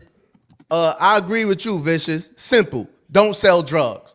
But the black man has to sell drugs in America. That's what we're saying. We're so concerned. We're so concerned about this because the young black man have to sell drugs. The old black man too. Black people have to sell drugs. We got to. So no, They that's don't not have to. right. Don't put the I drug never dealers, sold don't give drugs. them the death penalty because it's gonna kill the black race. Come on, They bro. don't have to sell drugs, but I never sold drugs. And it should be more people that follow your footsteps than the uncle that's trying to put drugs in his nephew hand. I don't But give a fuck about him. Put him on the death reason row. why my question is based on because a lot of people who say there's a lot of black people sitting in suburbia America that look down on the youth, that don't care to solve the problems with the youth. They don't go to the hood to talk to the youth. They don't coach the youth. They not around the youth. They see a young man with his pants sagging with a Glock with a mask on. They terrified of. I'm not one of those guys. So when I talk to these young men, yeah, they selling drugs. Yeah, they doing all kind of shit. But what I see is high level intelligence. But there was no platform. There was no channel. There was no direction for them that's offered to them to take a different route. And it ain't always got to be sports, right? All these guys out here that own these businesses, these construction companies. You don't think there's a kid that's hanging on the block right now at the Chevron gas station that want to learn how to drive a tractor? You don't think there's a kid that want to learn how to do AI? You don't think there's a kid that don't want to learn how to drive a truck? But what happens with our community? We just dish them away and say, "Oh, just don't do it." What did Nancy Reagan say? You know what I'm saying? What the drug thing? You know what I'm saying? What was that slogan with drugs? Just say no. It's not that easy. America has over 30 million drug addicts, and they ain't all heroin and crack I cocaine. agree with It's that. not I just agree with that that. easy just to say don't do it. So in the real world, when you say just don't do it, then you have to provide a platform. You have to provide an alternative for these kids to see and say, you know what, I can decide to do this regardless of what's going on around the hood because we do have success stories. The only people that I have confidence in are those who are already destined and know they path and they have the constitution to make the decision not to sell drugs. But that's not everybody's reality. And all kids that are selling drugs ain't necessarily selling drugs because they want to get the whole, they want to drive something fancy. Yeah, that comes with the lifestyle. But goddamn, mama can't work, mama got cancer. You three boys in the house. The drug dealer is the only one that's providing a platform for them to pay bills, a platform for them to put food in the That don't refrigerator. make it right. That don't All make I'm it saying good. is I'm not saying it makes it good. I'm talking about real world, real time solutions. When we Right. say just don't do it, what's the alternative? What platform is being presented out there, right? So if I give you an example. I'll give you an example. So I've trained 5 young men free of charge to how to drive a CDL truck that I just met around town and I put them in a group. Right now, let me say this because I did a show about this. I don't say shit about what I do for people. You know, this is one thing me and Calvin talk about all the time. You know how you get people, they'll be in the hood and they'll film themselves feeding the homeless and giving clothes. I don't do nothing like that. So I'm going to put this on the record. There's 5 young men out here that got a class CDL right now because I took it upon myself to go to Penske to rent a truck, teach them how to pre-trip all 160 points of a truck, kind of ran them through a road test, and then took them to the DMV where they had to go get their license and get it for free. They didn't have to pay $3,000, $5,000, right? I gave them a platform and alternative. Now, it was hard to get some of these motherfuckers to come to show up on a Saturday morning to get in a truck because they've been partying Friday night. But I stuck with it. Now, I can't save everybody, and you don't try to save everybody.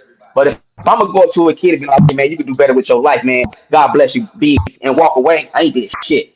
But if I walk up to this young man and be like, hey, man, I think I got a better alternative for you, and I'm gonna give you something material that you can feel. First of all, do you need a job? Because I know people that can give you a job. I need you to be stable. My agreement is if you work a job, I'll teach you how to drive a truck. If you work a job, I'll have a buddy teach you how to do AI. If you just maintain a job, I got another buddy that teach you how to day trade. You know why? Because these kids don't want to work for peanuts, right? You ain't working for peanuts, so why should they? So they come from these backgrounds where there is no platform offered to them. But if I tell a kid, I will help you for free. I'm going to show you in real time. I'm going to put your hands on the steering wheel. I'm going to show you how to shift this truck. And guess what? By the second week, when they see they can drive this truck, there's a whole nother inspiration. Like, God damn, I could drive a fucking truck. Now, when you get done driving this truck, now you can go apply and get you a job, go over the road, make you some money that you would have made selling this weed because it goes from weed to crack to heroin, right? Now you're in a whole different lane. Now, is it foolproof? Absolutely not. Do a lot of them pretend to say, you know what, fuck this shit, this land, this coin, I want to be in my straight nigga? It happens all the time.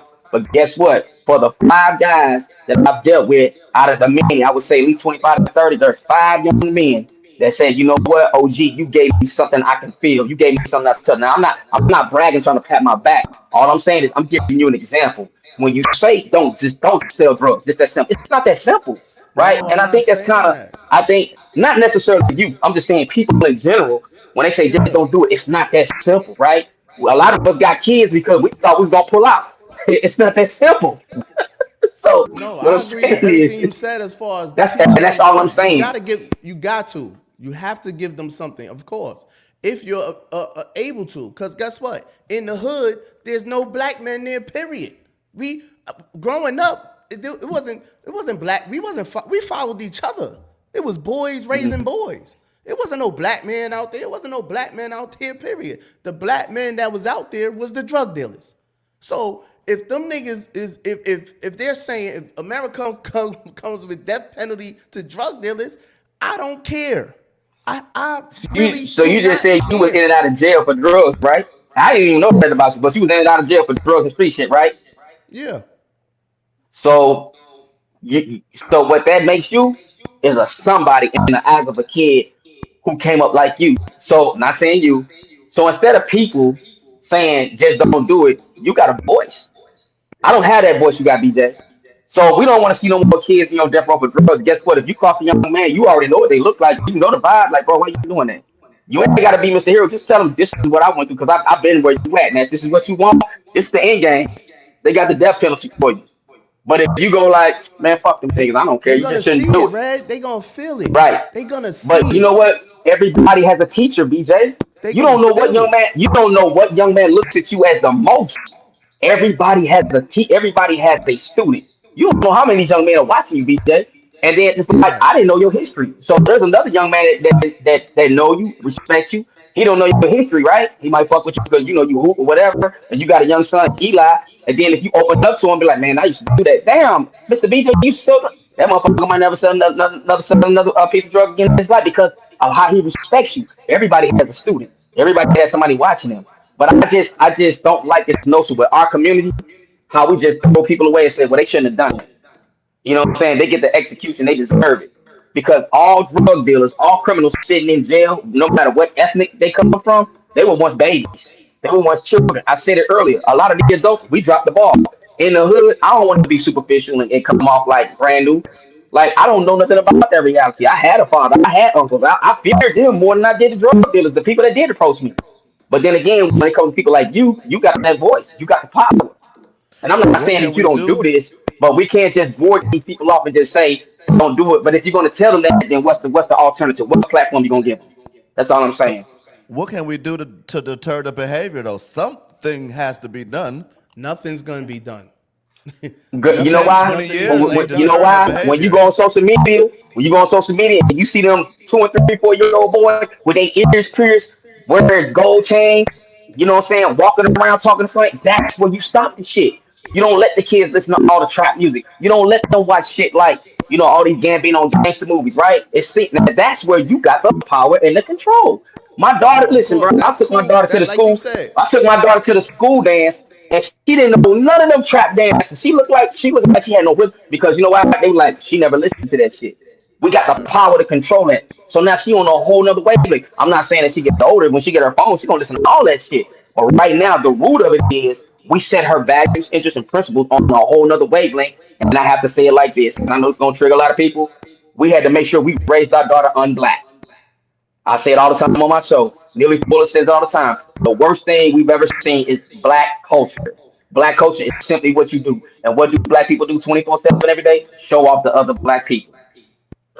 Yeah, but drug dealing is part of black culture. Drug dealing is part of black culture.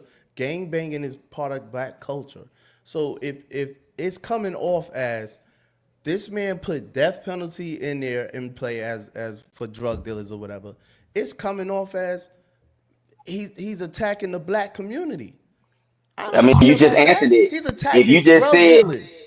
if you just He's said, if you attacking drug know that dealers. drug dealing is a part of the black community and Yeah, gangbanging is part of the black community, what makes you yeah, think Trump don't know that? BJ, it's yeah. attacking I poorer don't care. communities that tend to include more I don't Spanish and care. Black people than white people. That doesn't The mean it's same way, attacking Black you know people. what this is reminding me of? The same way y'all fight so hard to have an abortion. Trump also was banning abortions, but the black woman is leading in abortions. BJ, Shit will indirectly benefit the black You, community. you it's know not that that that that, and this that is not abortion just thing per is person. to kill them Go via ahead. the death penalty. It costs more than 1 million per person. If you think this is actually going to benefit the Black community, how about for every 1 million we could use to kill a drug dealer, we instead of random people having to train people to get CDLs and all that, how much do you think 1 million per person could go? A very, very long way. But we're settling and accepting that the white man is helping us by killing drug dealers, because that's the maximum help that we accept. And we're going to vote for people that do that and support them, because that's a possible option. Kill all the drug dealers, and then our kids will just be raised by nobody, and they'll somehow find If your kid Even if any is person being wanted to raised support by a that drug dealer, shit, your kid is already being raised by even if nobody. I wasn't against the death penalty and that was a If your reasonable kid is being proposition, raised by a it drug has to be dealer, coupled your with kid is already being raised by nobody. Listen to this, BJ. Now this had to be what, maybe 5 podcasts ago. You were totally against the death penalty for any reason. You said you prefer them to sit there 200 years. No, I never said I wasn't against it. I said I prefer them to sit in the cell. I never said I wasn't against it. Because I know them sitting in that cell for the rest of their life is way harder than them dying in Worse 10, than 15 death. years. Yeah. Right. Well, and that's what I'm saying. But you for the death penalty in this instance. Go ahead. I hear you. You it's about human life because everybody can make a mistake. Young man out here selling some dope, get big time, look come up, and he gets the death penalty. He doesn't have the opportunity to get himself together like the 5 guys you say now. They wouldn't touch drugs. So you're saying a drug dealer is incorrigible. He cannot be rehabilitated into a productive person in society. So let's just end his life. Now No, we're talking about. at this point, this is what I'm saying. At this point, 2025, this is what I'm saying. If a fucking law comes into play as death penalty for drug dealers, and a nigga in whatever hood, black community decides that he's gonna continue to sell drugs, then so be it. He's gonna get the death penalty. I don't care. Why would I care about that? All right, get out the way. Let me get these kids. Let me get these kids that was under your influence. Let me get them now. Because you out the way. That's what I'm saying. I don't care. I don't care about them. That's treason. That was treason in Malcolm X and Ahmaud's. Selling drugs in the hood was treason. When did we start caring so much about drug dealers? Which I was one. We're not talking about just drugs. We're talking about human life. Malcolm X sold drugs too. And what was he saying? Treason. Treason. It is what it is. I'm not sugarcoating nothing, bro. I don't care about that. I respect. I respect I that. don't care about that, bro. Get them niggas out the way. Treason. Get them out the way. And matter of fact, Mr. President, get the gangbangers too. Get the gangbangers too, man. Get them niggas the fuck out the way. We can't save everybody because they black. Y'all tripping. They in the way.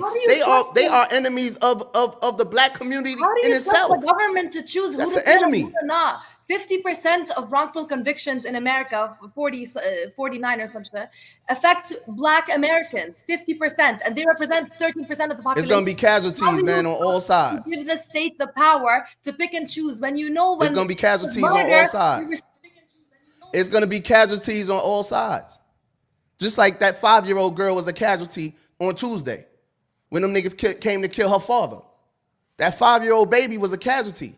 Get these niggas the fuck out of here. So Make examples of them. Drug dealers should be the people that's bringing it into the country, not the people that's buying it while they here. Yeah, I don't care, man. Get them all. I don't care. We don't got time to pick and choose. If you get rid of the supplier, then I'm not making the law. So whatever they do is what they do. If you decide to continue to sell drugs, you see this white man up here talking about you getting the death penalty for selling drugs. I don't care what amount you selling. If you continue to sell it, then so be it. You know your fate. That's it. That's it, bro. And if they choose to keep selling it, then obviously they know the risk, the consequences that come That's with it. You see it. You see it. You gonna continue to do it? Yeah, I don't give a damn about no drug dealer. I don't got time like to. you said, we come from that, but I grew up in the home where the adults were were crack addicts, I could give a fuck about. They should have got life back then. My family members too. Right. My family members too. They out there selling drugs, whatever, involved in drugs. Okay, yo, man. I don't necessarily Hold it down. I don't necessarily want nobody to die, but Come on, man. it should something has to be done to change the behavior because Michi is like the most famous drug dealer Them in the niggas world. love Meech, man. They gave Niggas a nigga love 30, Meech. Y'all they don't gave see him this 30 shit. years, and the kids still want to be him. These niggas love Meech. I wanted to be Meech. Man, we sick. You couldn't tell me I wasn't with BMF when them niggas was out here. I'm Right? facts. These niggas love Meech, man. Meech ain't do shit. Meech ain't nobody special. Right, he's a drug dealer. And truth be told, he looking like a bozo right now. Come on, man. We gotta expose them niggas. Gotta be exposed, man. The gangbangers, the drug, everything that is against the benefit of the black community, the black child, the black whatever, is an enemy, bro. All of that is enemies. That's an enemy. I don't care about an enemy. I don't care about that. That's hurting us more than Trump, this white man y'all hate. So if that's a casualty That's hurting of us war, more. then a couple of them got to That's get the death hurting you penalty. more than giving the state the power to kill more people when we know. I don't care nothing about that, man. I don't care nothing about it because I lived it and I know. I don't care nothing about it. I don't care. Get these niggas out the way. Get them out the way. You know why Baltimore is a murder capital? Because of the drugs. The heroin. You know why St. Louis is a murder capital? Because of the drugs and the gang banging. New Orleans, Buffalo, New York, Camden, New Jersey. The drugs. Y'all tripping. I don't care. Make an example as a whole. You saved 5 people, 5 black people. You did your thing. This death penalty is gonna save thousands. I just gave him an Hundreds of alternative. I ain't gonna thousands say I of saved him. kids. Huh? I just gave him an alternative. I ain't gonna say I saved him. I just gave him an alternative. A great alternative. See, I've seen a statement on here. Why not make it mandatory after schooling? You go to a trade school, mandatory. It's like part of the public education. Learn to do something different than sell drugs. Learn to be They're electrician. gonna have to, Kurt, or go to jail. They're gonna have to. One or the other. What the Guess young what, man- Kurt? Guess what, Yeah. Kurt? I Let was me tired show- of going to jail. I didn't get the Okay. death penalty, but I was tired of going to jail. I was tired to go to prison. What I'm tired saying, of this shit. okay, I gotta do understand something you. else. The young man said, give them a platform. Why not put into law that you know, mandatory after your elementary school? Man, high stop depending on them, man. Now you depending on a white man to raise our kids. So, Why so not we're put in the law? If y'all already know he against us, I'm y'all talking know about he against us. education. Okay, then now you want him to do something that benefit us? Y'all saying he's against us. Why not put in the law that these kids need to go? Come on, bro. Just do it. Red did it. But We I'm doing saying it. I'm against the man because he's saying take away public education. Now, education is whether it's in school, learning out of a book, He not or saying whether that. You it's, got that wrong, Kurt. He not saying He's taking that. the funding. He not saying that. He's not taking away public education. He's not saying that. he's taking away the funding. If you So? take away the funding, how He's people leaving it gonna to the learn? state. He's leaving it to the state. First of all, that's The another state thing. already paid for education. That's why property taxes go up. That's another thing, man. We shouldn't be depending on them to educate our kids. So who gonna educate? What we gonna do? I agree with The that. education system I mean, garbage anyway. everybody's not fortunate enough to homeschool their kids. So go ahead and send them to school. You still got to educate your child, though. You still got to teach them about Black history. Don't wait for Black History Month. The Jews don't let them teach their kids. The Jews don't let them teach their kids. The Asians don't let them teach their kids. The Arabs don't let them teach their kids. Only Black people want the white man to teach their kids and teach their kids the truth. We're not talking about white people teaching gotta black. be. We talking about come together and have our own electrician school or plumbing school. You know, we don't give them a platform, but we say agree you with got that. to perform. That's what Rev was saying. And guess what? We got people like Dr. Umar Johnson been trying to open up his school for the past 6-7 years. Ain't nobody donating nothing to him. You got Black people tearing him King down. Randall and Albany, Georgia already has school for boys. Black people tearing him down and attacking All because him. he supports Trump. Yeah. and attacking him. I donated to the school. I donated to Umar Johnson a few times. I donated to Rakeem Randall, And where he out of? Where he out of? New York? Albany, Georgia. No, he's out of Albany, Georgia. He's the one that Oh, he King did the Randall. walk and raise money. I like King Randall. Hey, I like Yeah. King Randall. The mechanic. I like teaching King. the kids Yeah. how to change oil and Yeah, stuff. I like King Randall. Matter of fact, I'm gonna hit him up. I want to get him on here. I like King Randall. Yeah. I like King Randall. I Yeah, we think got- the only thing with King Randall that I think he owes Roland Martin an apology because he went on the Roland Martin show and he specifically said that politics don't matter. Black people need to do for themselves. That's where he was wrong.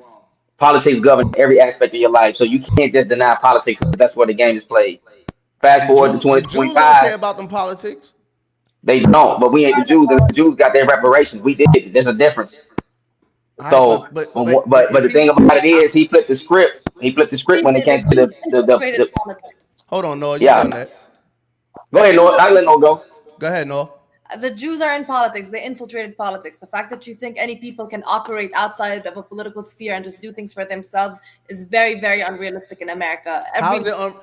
Go ahead. The You finish? Jews only got to where they were because they infiltrated every single powerful market in America, and they managed to become the biggest lobbyists for every election. They influence every election. That's how they managed to. That's how they managed to get to where they are. They didn't do it outside of politics. They became a very powerful part of American politics. That's how they get everything they want. That's how they got the Jerusalem to become the embassy of Israel. That's how they got birthright. That's how every Jewish American gets an Israeli passport. They infiltrated it. They became the American a big part of the American political system. See, I keep saying the same thing. I'm a student of history. So you was just talking about Black Wall Street and Tulsa and all that. We wasn't in politics then. We wasn't in politics when we had the greatest communities ever. But They was- for- they were part- When we didn't even have the right to vote, right or wrong. No, those communities, man, they were predominantly black. They were predominantly black communities.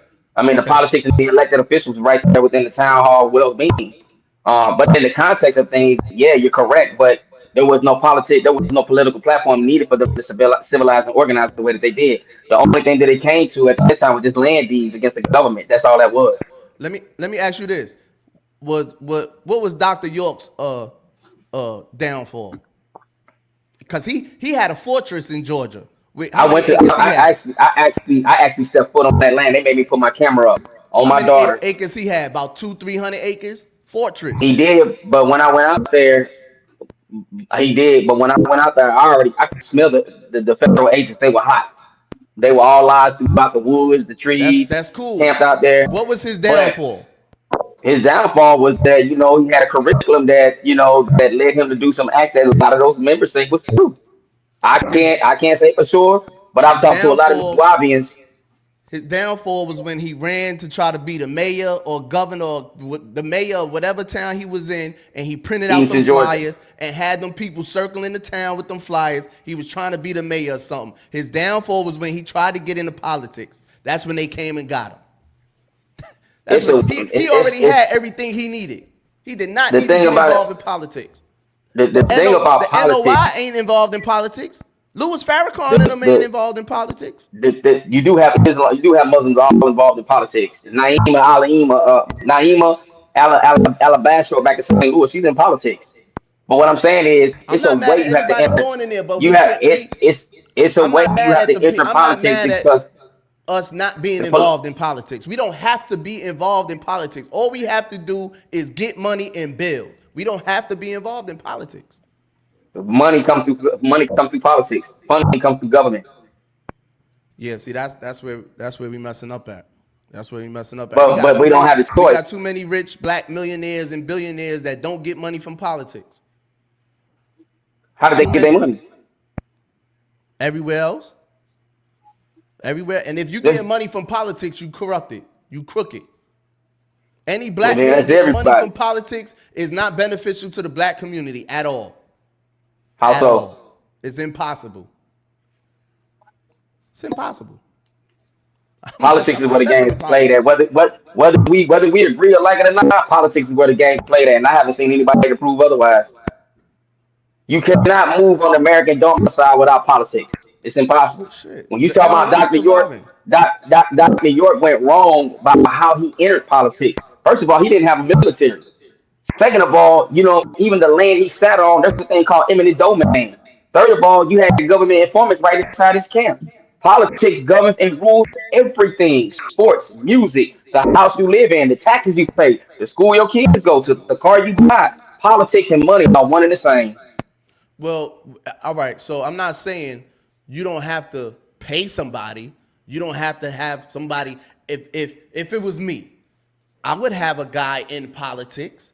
I don't care about it, but I would have somebody that I'm supporting, donating money to, like everyone else do, like the Jews do. But I'm not gonna be caught up in politics. I'm I not. understand that. The That's biggest all I'm problem with us is saying. we don't understand how to lobby. You know what? Obama got criticized because they say he pretty much promoted the LGBT movement, right? They put Right, them. You know They put what them Obama dollars told? behind them though. He, Here we go. You know what Obama right. said? He said the LGBT community came to me with a check. Y'all came to me with complaints. Black people don't understand. It takes money. And I just Politics said works any off black money. man getting money in politics is corrupt, and I don't even want to I deal with can't him say anymore. that. I can't say that. In order to get what Name you me want one. in place, Name me one. in order what you want to get in place, it takes money. That's the one place. And the crazy thing about it is we are the biggest consumers in the American society, but we do not spend that money in politics. And you can spend the money with the right politician. It's about getting the right candidate that cannot be compromised, not necessarily corrupt.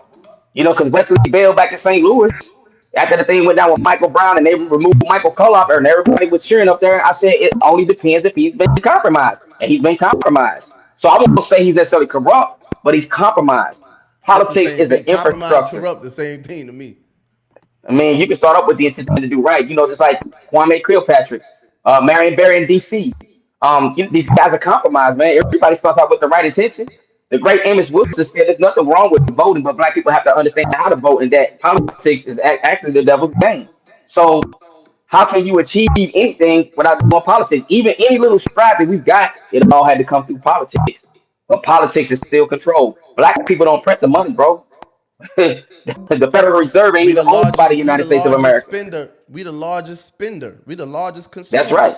Just because we consume don't that don't mean anything. We spend it, but It we don't means a know how to lot if we maintain put it. it to the right into the right use. Put it to the Put it right to the use right by how? use. Do what? If Dr. York would have never got into politics, he'll still be out. Let me tell you. And Let me say this. Since we talking about Dr. York, right? The biggest problem with black people is we have to black everything. You got to be black on, got to black this, got to black that. You don't have to do any of that. You just have to understand how things work as far as the system. You don't have to rant and say it's a Black Lives Matter. We need black politicians. We need black schools. Because in the grand scheme of the globe, when you travel the globe and you meet people all about, when you become bigger than your community, because almost black people ever known this community, but I've been in various communities, which has given me a wide spectrum of how things interact. Once we learn to stop attaching the results to color and attach the results to actually getting results, no matter what the ethnicity looks like, then we'll start to get seen. Because at the end of the day, you can look at all the black people that's got money. You can look at all these multi-billionaires, right? And they take them all down. Some of the guys who have created the greatest legacy you ever seen on the black spectrum, they've all been taken down, sold, destroyed, manipulated throughout history forever. So it ain't always about blacking out everything. And you talking to somebody, listen, Calvin will tell you, I'm part of a lost 5%, knowledge 120. I earned my flag. I've been around the RBGs, I've been around the Muslims, I've been around the Wahhabis, I've been on Eaton's, I've been on Dr. York's property, I've been around the Black Panthers, I've been down to Jackson, Georgia training with militants, and I'm telling you right now, that's not the way to do it. You have to approach this with a What's not the strategic way to do it? approach. What you saying? What's not the way to do it? Black We black everything? the way we do it is we rant black. We don't think strategic. Everything is to be tapped to a color. Some people don't move if they don't hear God mentioned or if it's not a religious movement.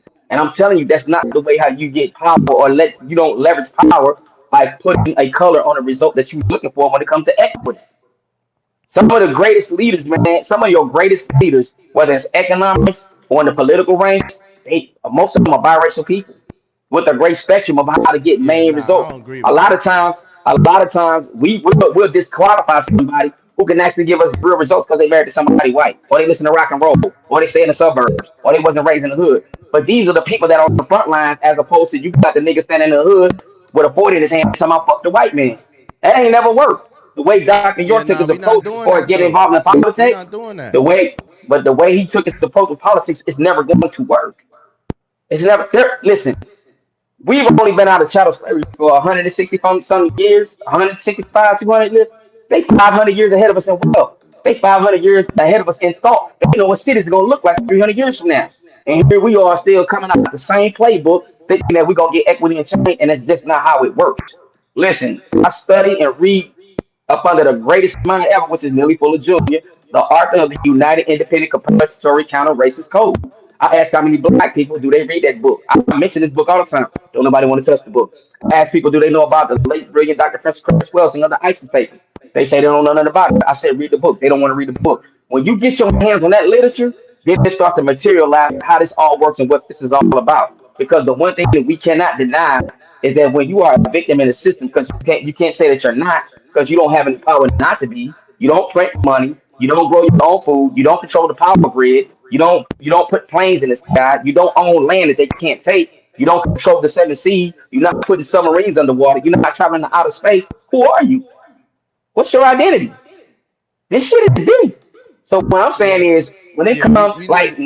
no, like most people who look at Noah and wouldn't even think that she thinks the way she does. They'll automatically assume she's just a white woman that don't know nothing, or she's just a token. No, she's actually formidable in this conversation, and she brings great information to this conversation, right? But how many Of pro-black course, people no. look at this Noah's show the vice and would president. discredit her? And how many people would look at your show and discredit her because she don't look too black? The point that I'm making is They better we not. have to start, we have to come out of a different playbook, is what I'm saying. And they don't always have to be black, black, black, black. I'm not detaching myself from black. I say this all the time.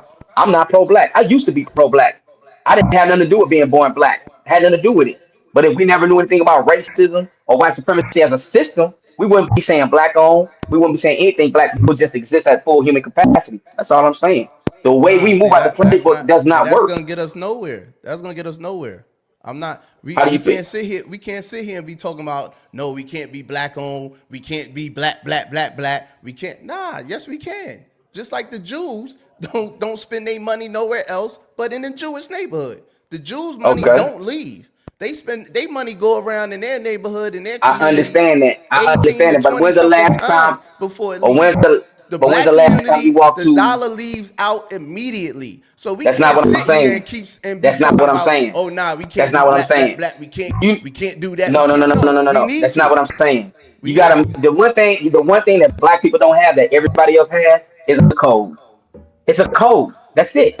You ain't never walked in a Jewish establishment where it said Jewish owned, Chinese owned. It's only black owned. A Nigerian, you don't see Nigerian owned. It's just owned. We don't have to rent black. That's not how you play this game. I'm not saying that we should not have black owned businesses. I'm not saying that. I'm not saying we should not support black businesses. But we're in the first generation of entrepreneurs because we come from the generation where mom and dad said, go to college, No, get no, you a we nine to not. five. This is the first generation of entrepreneurs that's actually becoming millionaires. That's actually getting it, getting real No, estate property, no. owning There construction was companies. millionaire. You've We never had millionaires in the 1800s. You know that, right? Madam who? C.J. Walker Oh, was a millionaire. Madison J. Walker was a millionaire from a hair product. And I'm glad you brought that up. She was a Here's the millionaire, thing. Here's the thing. entrepreneur. Right? Racial showcasing, right? You can open up a chicken shack and become a millionaire. You can start selling clothes, jeans, become a Ain't nothing wrong millionaire. with You can that. sell hair care products, become a millionaire, right?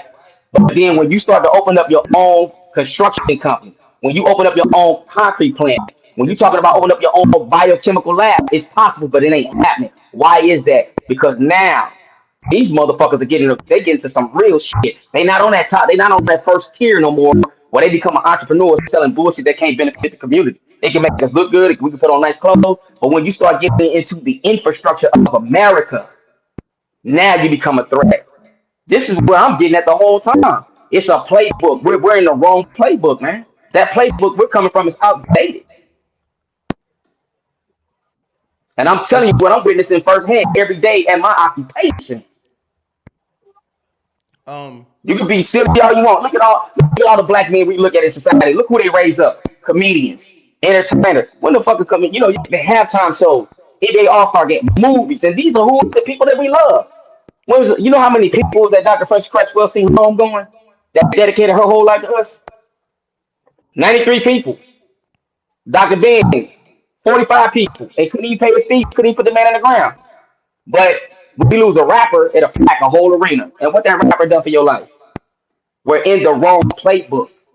If you gonna say fuck these drug dealers, you gotta say fuck these athletes and entertainers too, and you gotta choose a new hero. I mean, the athlete. I'm not gonna say fuck them because they they became great at whatever they doing and they getting paid for it. They not selling drugs in the community. I'm not gonna say fuck them. An athlete is nothing great. Not the athlete of today. Now go to the summit of 1967 in Cleveland, Ohio, where you had Jim Brown, Kareem Abdul-Jabbar, right?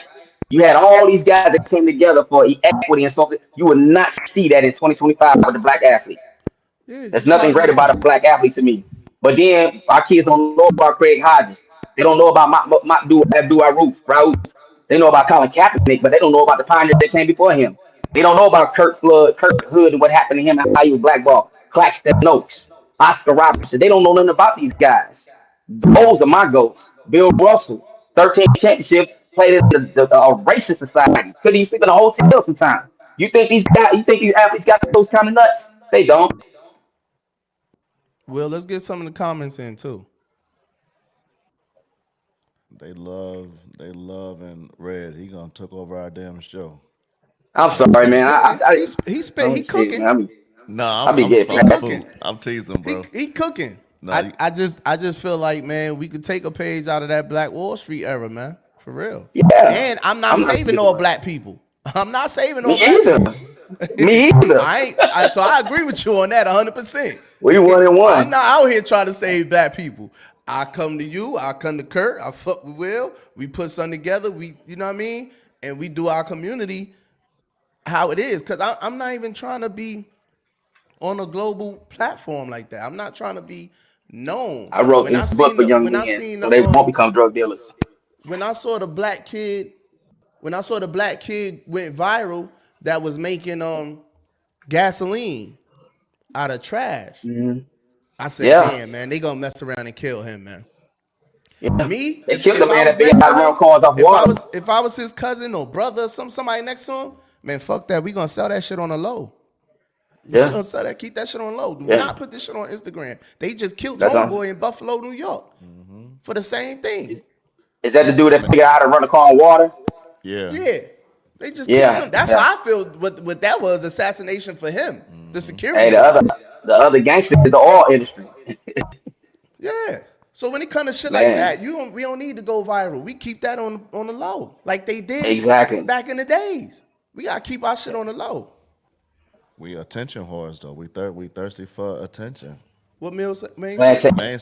Man said you can't compare Black Americans to any other group. There's accountability to be had, but we also need to understand the root of these issues and understand the powers at be are using the same playbook. Is that Jermaine Holly? No. That's not this man from the he be at the church. From the who? Yeah. Oh, what up, man? I thought that because Jermaine be tapping in and stuff like, what's up, man? Hey, look, some young boys out there last Saturday. Yep. Who else we got? Let me see. Maine also said we fight for equality when we should be fighting for equity. Everybody agreed on that. You know, I say equity. I ain't say equality not one time. Mom Duke said, y'all can say all y'all want to say, but what are you going to do about it?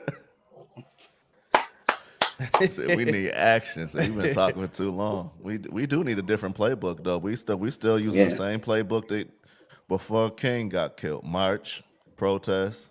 What that ever did or solved? Who benefited from that? I think the change we need to see starts with the youth. I don't argue with adults, man, because I respect a grown person for their history, their experience, and what they've been through. We got to target the youth, and that's where I stay at. I talk to young people, and I learn from adults. If I need to talk to somebody with a high level conversation, I might hit BJ up and get his opinion on something I'm dealing with. Or I might call you, Will. You know that. Right. But we got to focus on the youth, I'm bro. available. We got another part of the platform where we just mess with the kids. It's called Through Their Eyes. I'm gonna send that to you. Yeah. Where I have Eli and them up here on Sundays. Oh boy, that's dope. So, oh, now That's you dope. be I love busy on that. Sunday, but I'm gonna keep you posted on it. If it's on YouTube, I'm gonna watch it. Yeah, it's on It's YouTube. they on there. Yeah, Yeah. they on there. Oh Suleiman yeah, you said gotta send me that link. Trump's war on drugs reminds me of Reagan's war. So they are a little nervous. We need to deal with our own problems and stop asking for help from people who don't even care. Facts. Facts. No, it was something else you attacked me about too. What was it? but yes, I will. I'm in support of that. I don't care. I ain't gonna say I'm in support of that. I don't care. I don't care if he makes drug dealing, giving them dudes the death penalty. I don't care about that. Do you actually want them to die, or I'm thinking you saying you want the behavior to change. So if they got to kill a couple of drug dealers to show the young fellas that they not playing, y'all need to find a different route. Is that's what you want, or you really want them niggas to die? Man, Harriet Tubman had to kill some of these niggas, man.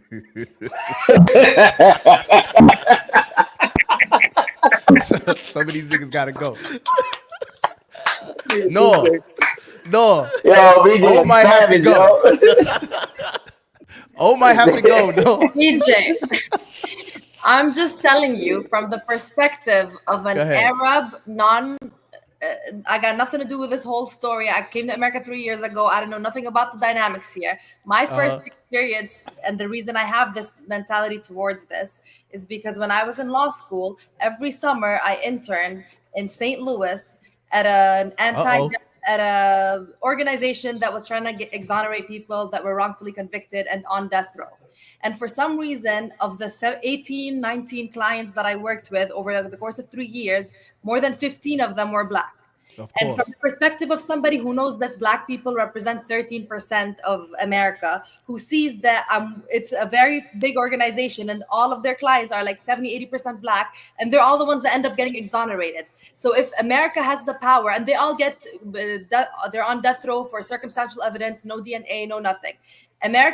Once America instills we can do the death penalty, they can do whatever they want to distribute the death penalty and hand it out to people that they want to eliminate. Whether you think they're just going to get rid of the drug dealers that are ruining the streets and it's going to make everything better, I don't think that's accurate, because my experience as an outsider has been these people were getting put on death row for nothing, being told that they murdered people that they didn't even murder, then getting off death row 30 years later, getting exonerated off of DNA or whatever. And with drugs, it's going to be even harder to prove that. It's just it's gonna be easier. Be okay. It's gonna be easier. It's gonna be easier now to prove it or not, because like you said, 30 years ago it was harder. It's more advanced now. You right when it comes to that. I'm not. They could America do is anything. How do you trust the white man with this power now, when for the past 10 episodes you've been talking about I don't trust the white man with this and I don't trust the white man with this, but now you trust them with the power to kill? Trust who?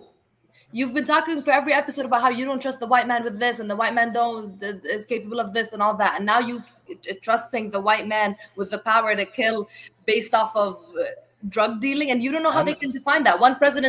Another president in the future can be a total whack job and decide that the drug dealing includes an eighth of weed. Like, it just becomes I never said nothing about trusting anyone. I never said nothing about trusting anyone. But guess what? If that shit comes into law, if they make that possible, what you gonna do about it?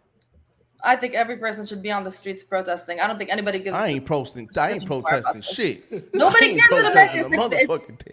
I ain't protesting. I think that organization knows what I'm talking about. I think I seen a documentary on that. I can't remember the platform, but there is a group in St. Louis, and I remember, that I don't know if no one's talking about the same one, but I know they were trying to deal with a lot of people that were locked up on Hall Street. I don't know if that's the same group, but I did see a documentary on it. I can't remember. I don't know if it was on Tubi.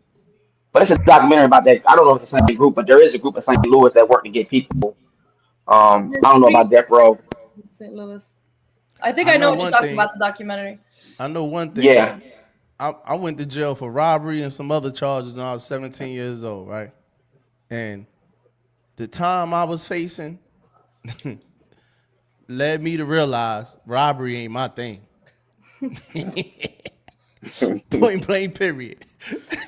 So It wasn't. the risk It outweighs wasn't. the It reward. wasn't a platform that saved me. It wasn't nobody talking to me. It wasn't no other alternative or nothing. It was, oh, they really trying to, yeah, they really trying to get rid of me. That was First in New York. offense. First offense, huh?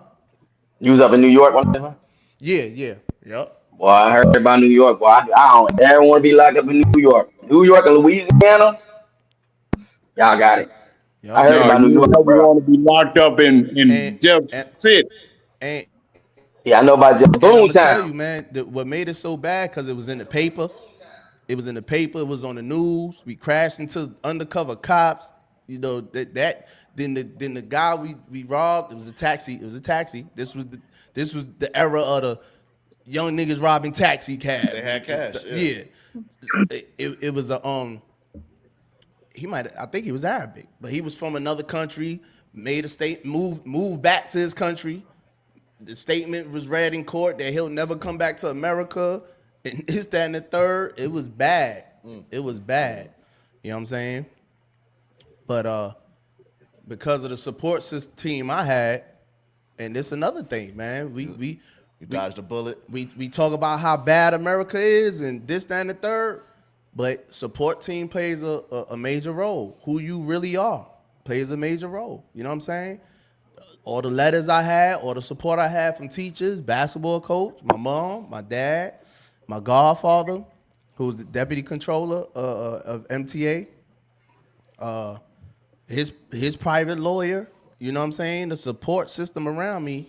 It was an old white lady, an old white Judge Judy lady that told the prosecutor, said, I'm not sending him to prison. Straight up. I done wrote a statement and everything, confessed to it and all that already. I'm by myself. My man got away. First time in cuffs. First time in cuffs, bro. I got about 8 felonies. I'm out of here. You know what I mean? Confessed to everything, thinking I'm listening. Oh, you only 17, man. You'll be home by Monday. Oh, all right, yeah, I did everything. That's Right. the gun mine, da. I was on the Rikers Island bus Monday. You know what I mean? Let's- Damn. Now, That old white lady, because of the support saying team, people- support system, that old white lady, Judge Judy lady, looked at that, threw that statement out. I ain't had no lawyers present. My parents wasn't present. Admissible. Threw that out. Man, I'm not sending him to prison, man. I'm not sending this kid to prison. No. Wow. You know should what I'm saying? ask So Omar it- about the it's- old it's- white lady it- on his case. the Trump administration, you know I'm gonna grab for that. The next that's you won't get that opportunity because they'll be putting them to death as opposed to facing a whole bunch of time in prison. Nah, the next youth don't have to do that. The next youth don't have to do. I didn't have to do that, Kurt. I don't got Right. the story of my mother You being on still- drugs. I don't have the story of my mother being on drugs, lights out, no food in the refrigerator, no none of that. I don't come for that. I didn't have that story. I chose to do that. Was just a choice. I chose to go out there and be in them streets. I had mentors and everything, bro. I worked for Reverend Floyd Flake and them as a kid. I had mentors that was millionaires at 24, 25 years old, living downtown Brooklyn. I had mentors. You know what I was attracted to? The drug dealing nigga on the corner that had the S500, the box shit. Poochie and them niggas. Niggas, you know what I'm saying? I was Poochie. jocking them niggas, prancing them niggas. I wanted to be like them. Not You like Marshall incriminating Mitchell them. and Bernard, who moved to Dubai, got married, lives in Dubai, is multi-millionaire now.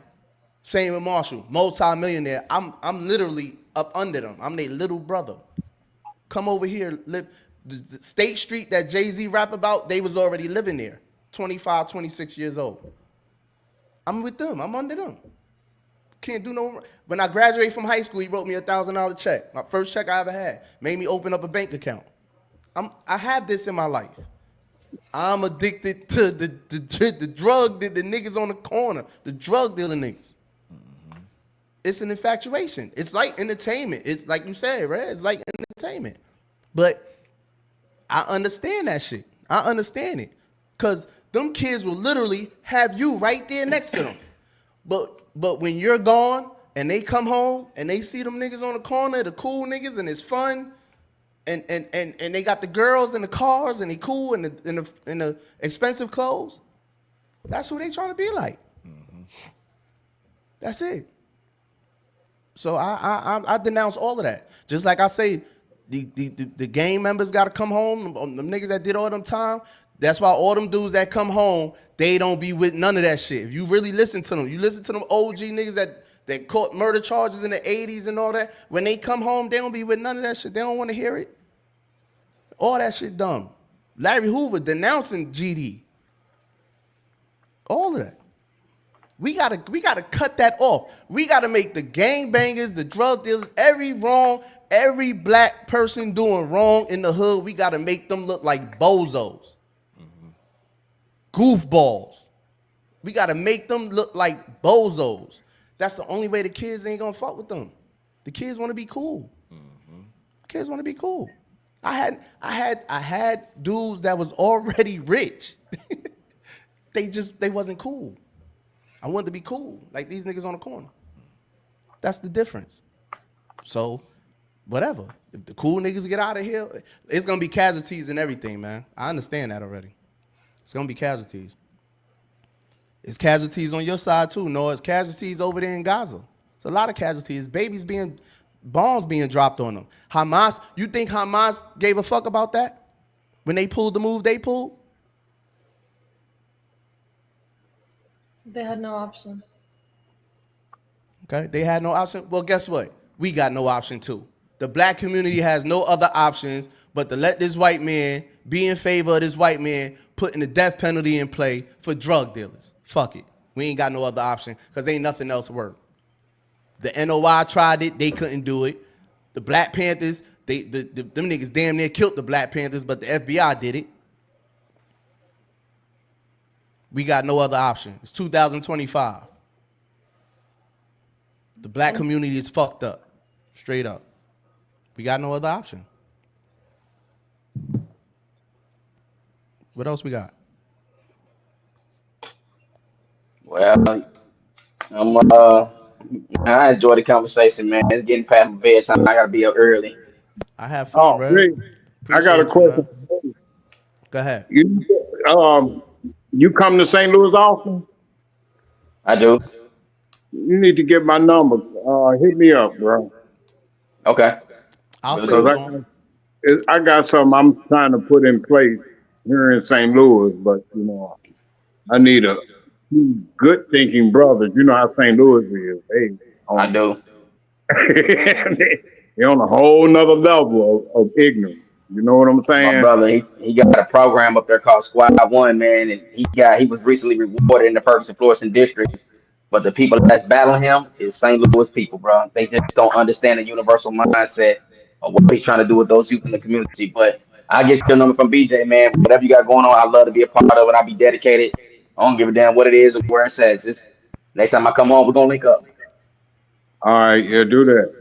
All right. I be at Skate King a lot. I'm a roller skater. Oh, okay. Sunday night.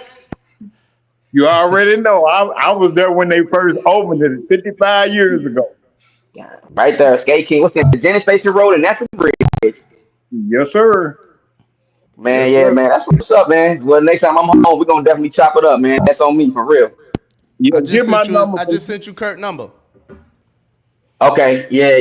I'm gonna get it. Kurt, when I get off the show, I'm gonna text you and we'll wrap. I'll call you sometime tomorrow, man. We can get that ball started. No doubt, no doubt. Yeah, BJ, man, thanks for having me. Come on, man. I know I couldn't make it last week because you my coach and I also I know. umpire. So I already know but your schedule now. That's why I hit you up tonight.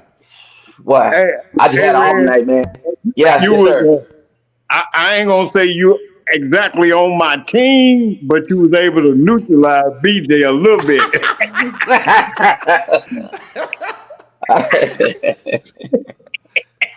I wasn't trying to neutralize nobody, man. I was just, speaking on my position and I be into it with him. Nah, we be I having love fun him up like here, he my man. son, It get but heated boy, sometimes, but it's all in fun, so we good. yeah. It's like our handball matches where I used to make him scrub his knuckles up. Shit. And he used to always say he was winning. That's what's up, man. I enjoyed it, and nice meeting Noah. Noah had a lot of information, very powerful young lady, and good luck to you in your career as far as law. And Will, you my guy, you know that, man. I just seen your son the other night at LA Fitness, man. I just seen little Will, so He back it's all out. good. Had to sit down for a whole year. He back Uh-oh. outside. You know I talked to him about that right before. I When he appreciate told it me, you too. know I had to like, hey, bro, we need to talk. I appreciate Cause it. that's what it's all about. Yeah, Yeah. he know better, man. So he come from greatness, though, man. Facts. It takes a village. Take a But village for man, sure. everybody, man, y'all have a good night, man. I value every last one of y'all. Love y'all, man. Thank you again, BJ. I really appreciate it, man. I Man, thank you enjoyed this. for I really coming, did. bro. Word. Always, anytime. Enjoyed you. Next time. Peace. All right. Yes, no. Peace, peace. All right, Kurt. All right, peace. Military fire. All right, we got what we got to 11, Will? 19 more minutes. Yeah, we got 20 minutes. Where we was at, Noah? We didn't really do too much arguing, man. Come on now, Noah, wake up now. We Come were. on, we gotta What were argue we about arguing something. about? I'm trying to remember. Talk about. We gotta argue about something, goddamn. What you read about Trump's latest threat to Hamas? You seen his little tweet? I'm kind of all right. You You got know, me on this one. Threats. I'm kind of over him and his threats to Hamas. He need to just shut up or do something. Literally, nobody even doing shit. Straight up, man. All the comments talk about he about to get another 9/11. Teach him something. Like he keep trying to bait them or act like he controlling them until something crazy happens. And like How he's is Hamas able to hide? Like how are they able to come Hamas out? has always been in other countries. How are they able to come out with hostages and then go back in their hole? Is that what they doing? BJ, they already killed the leaders of Hamas. The main leaders of Hamas were killed in Lebanon. These is just like I don't know who you're even calling Hamas. So there's got to be a game then.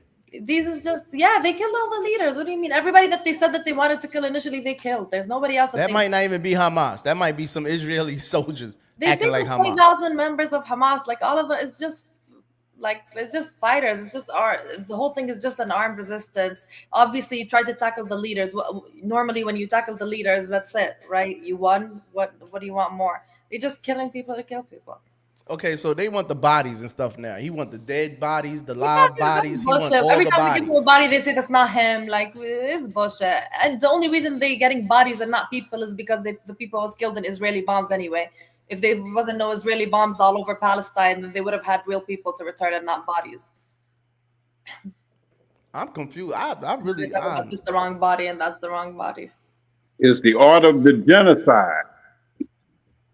Yeah. They want to turn that into. I keep telling Noah they at war. She keep telling me it's not It's a a war. genocide. I agree, it's a genocide. It's just one-sided. It's a one-sided war.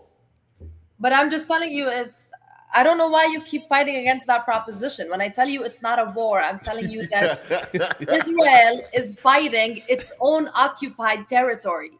Under international law, after the 1967 war, the whole world declared Palestine, what used to be Palestine, most of it became Israel, and the parts that are still Palestine are occupied by Israel. So Israel controls everything. So how is this a war that we can win? If they're occupying us, they control all our resources. How is it a war? They're at war with themselves. They're occupying us. They're occupiers. Just because you can't win, don't make it not a war. It does, because a war implies an armed conflict between two parties. That's what in international law, that's what a war is, and that's why there are rules to war. How can you don't think there are Ain't no rules to war, man? You don't think they spent 200 years writing rules into war?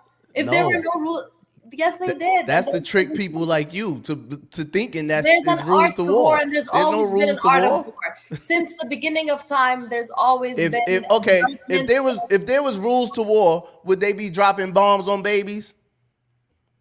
No, and that's why that's called a breach of the rules of war. So stop talking about the rules, because they just gonna keep breaching them. Don't worry about the rules. Yes, but you're acting like, okay, but the fact that you think it's a regular war when a party with a military is fighting its own occupied territory that doesn't have a military, they're just fighting civilians. It's a military fighting civilians.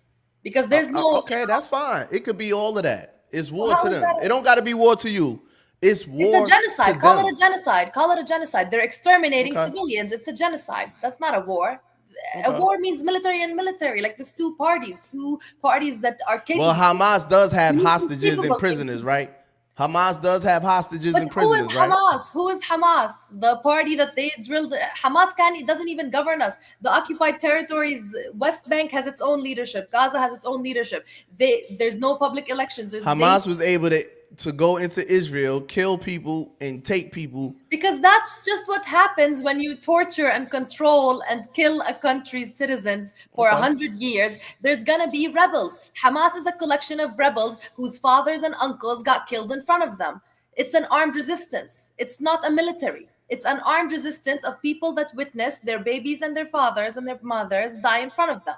And that's going to happen anywhere in the world, whether it was black people, Asian people. If you exterminate a people and make them watch their family get killed, something will develop out of that. A bunch of kids that had no parents, a bunch of orphans that just want to shoot their oppressors up.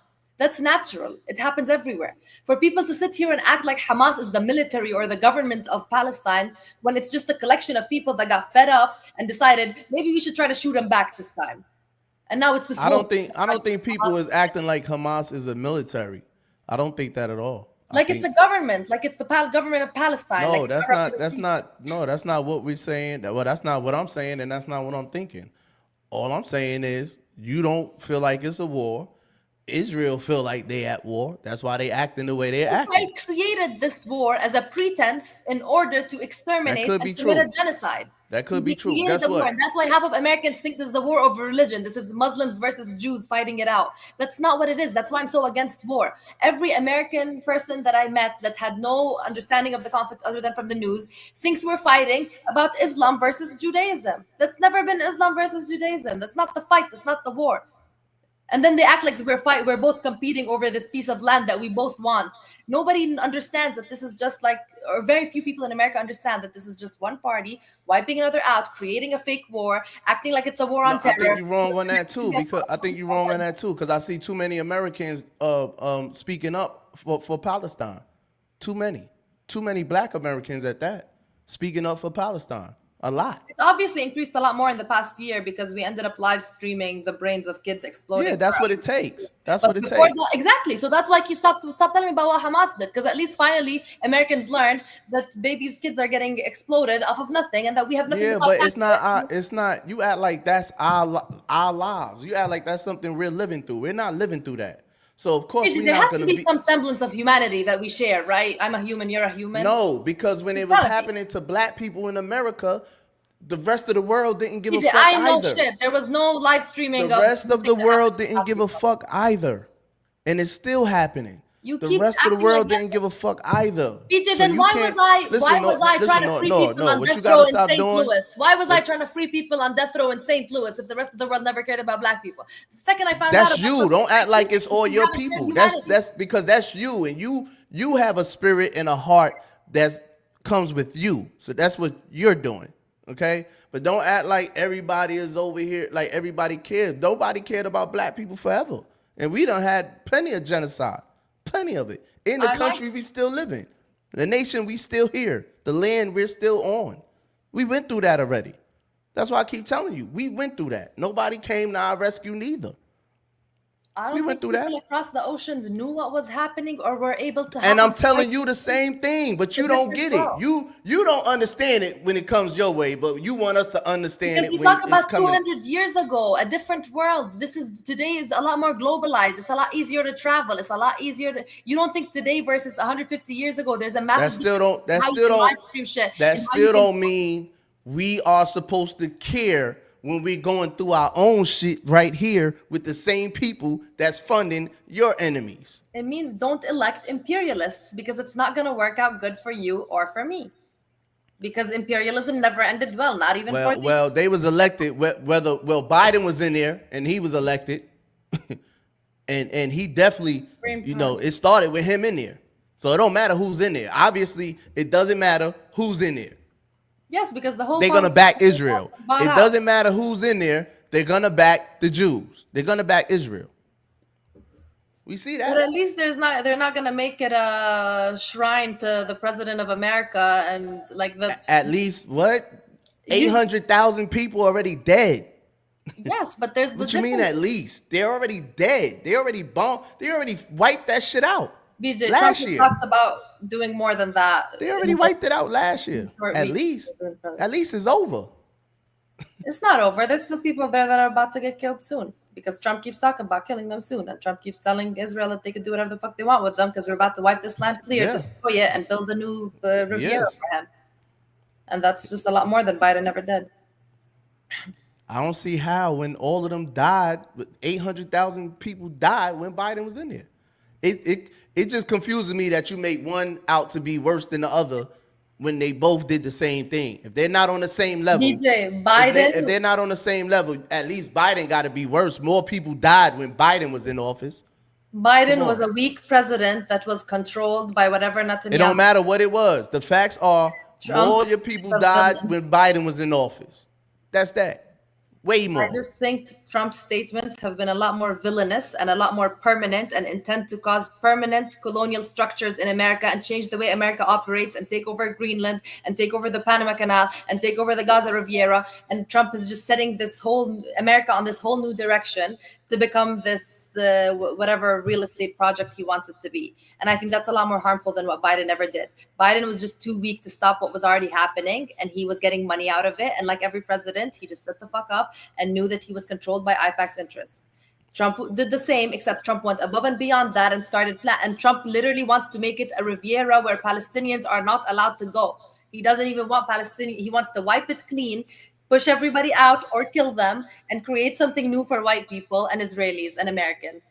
That process, that whole idea is beyond egregious. It's worse than anything Biden could have ever come up with. It's worse than 800,000 people dying. Okay. It's the same shit. It's just removed. How is it different? There's millions of It's people. totally different. They're not dead. But they're not nothing. They're It's not totally different. They don't got no They're country. still alive.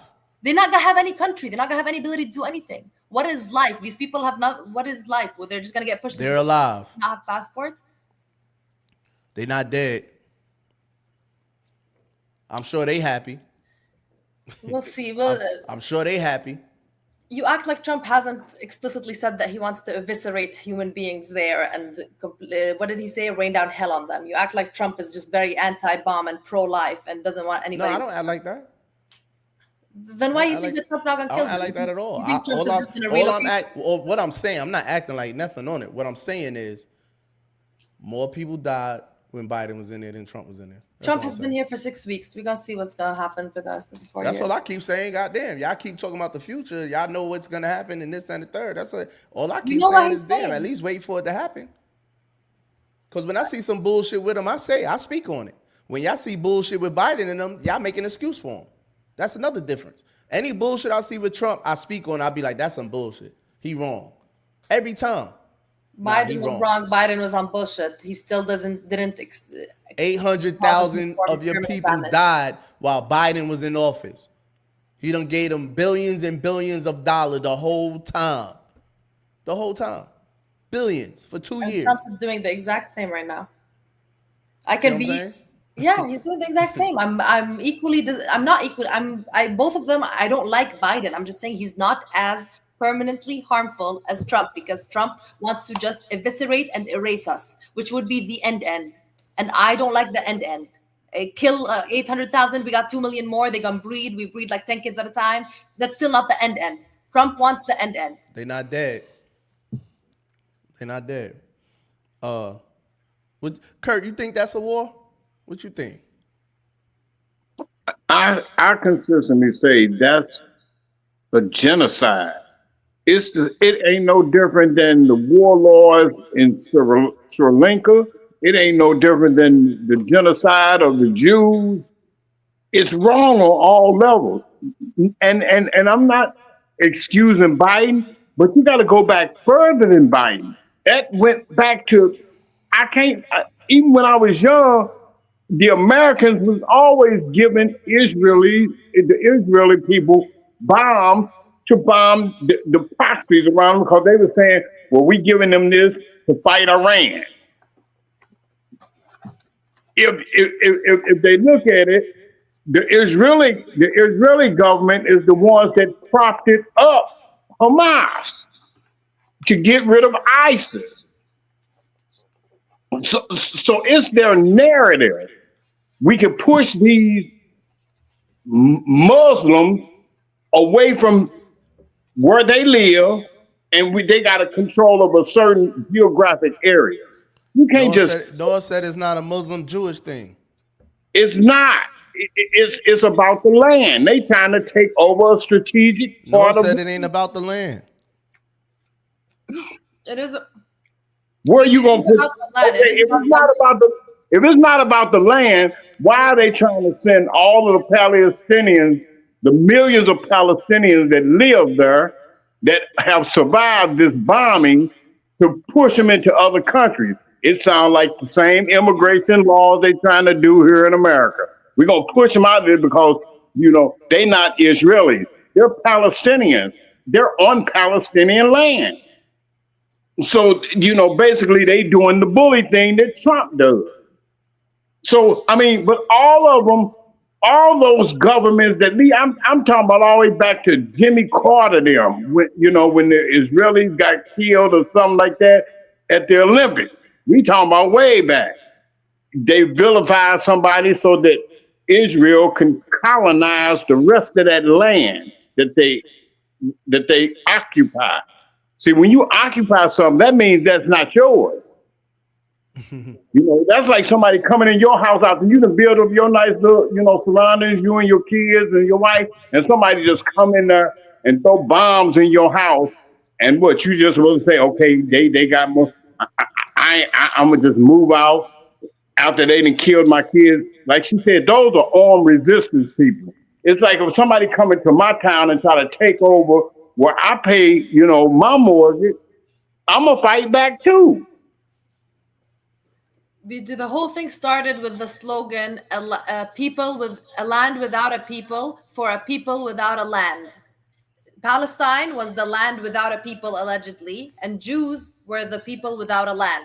So that's what makes it about land. They didn't have land. They weren't a country for us to be at war with. They were nothing. They were a group of people, a movement, Zionists, that decided this land is empty when it had millions of people on it. And the only way for them to make that a reality was to remove all the millions of people on it and take that land and take everything that comes with it, all the resources, and just exterminate everybody on it.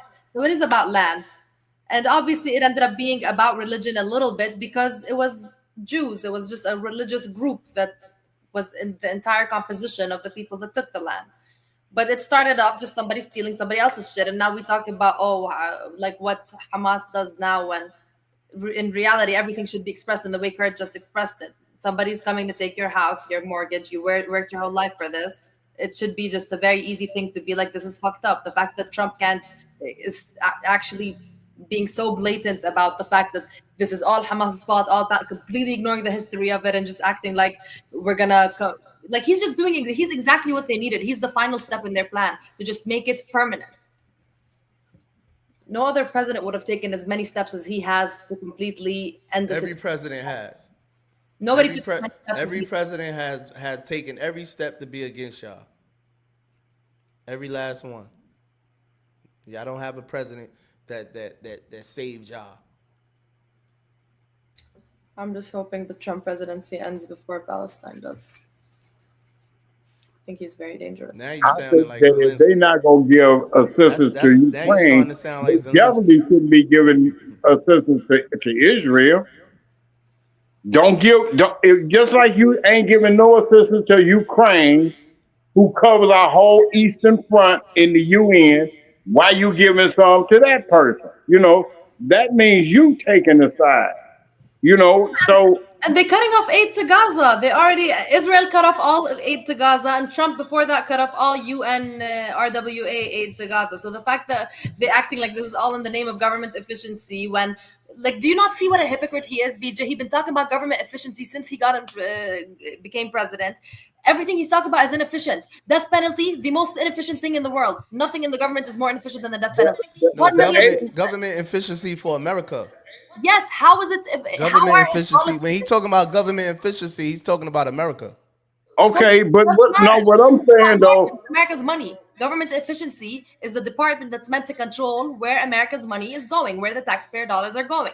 He wants the taxpayer dollars to go fund $1 million to kill drug dealers, to go fund all the aid to Israel, but none of the aid to Gaza. It's all hypocritical. How do you even believe a word that he says? Isn't this his main policy to be efficient? How is this efficient if he's just picking and choosing when to be efficient and when to be wasteful? When to give billions of dollars to Israel, when to spend millions trying to kill people, when literally the biggest reason that America even moved away from the death penalty was because it What he couldn't said afford he was to keep giving doing to it. what It he could not said he afford was to giving keep to doing it. Israel recently. $50 billion I thought it in was military aid. He didn't stop that.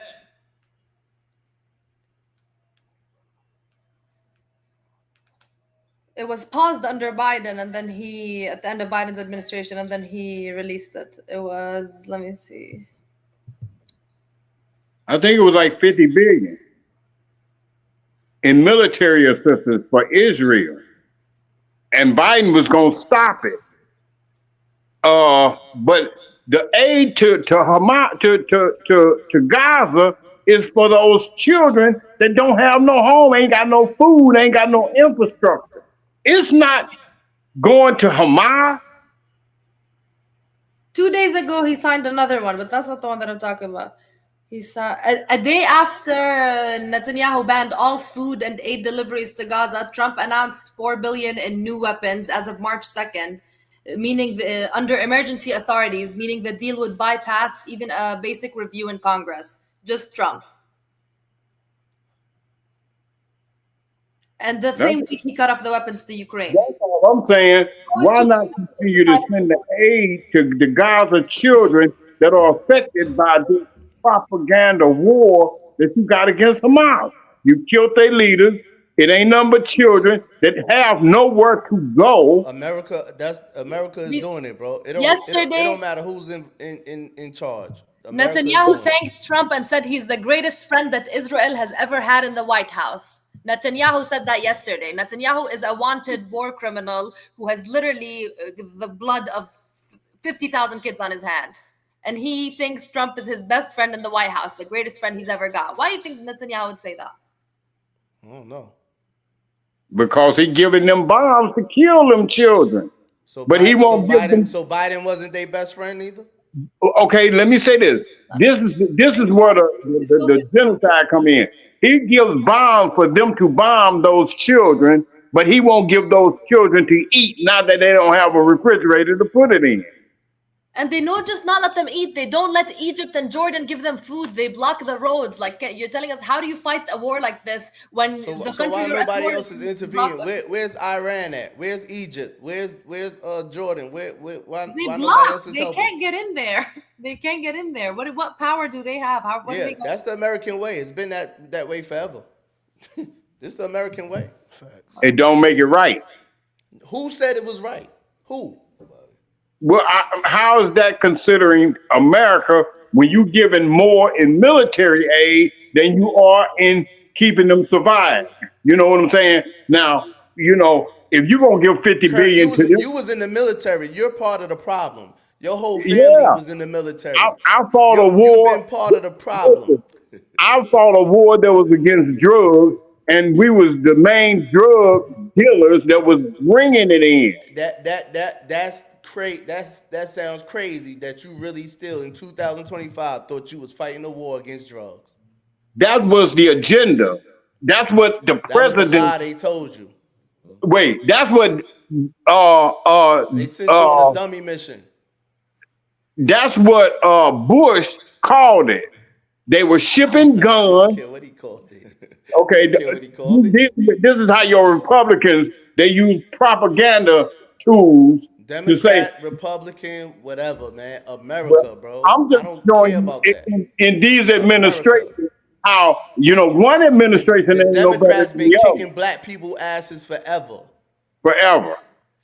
So we don't even need to get into the Democrat Republican thing. America is wrong. America is wrong for backing Israel and Ukraine. America need to mind their business. Let the rest of the European countries do that.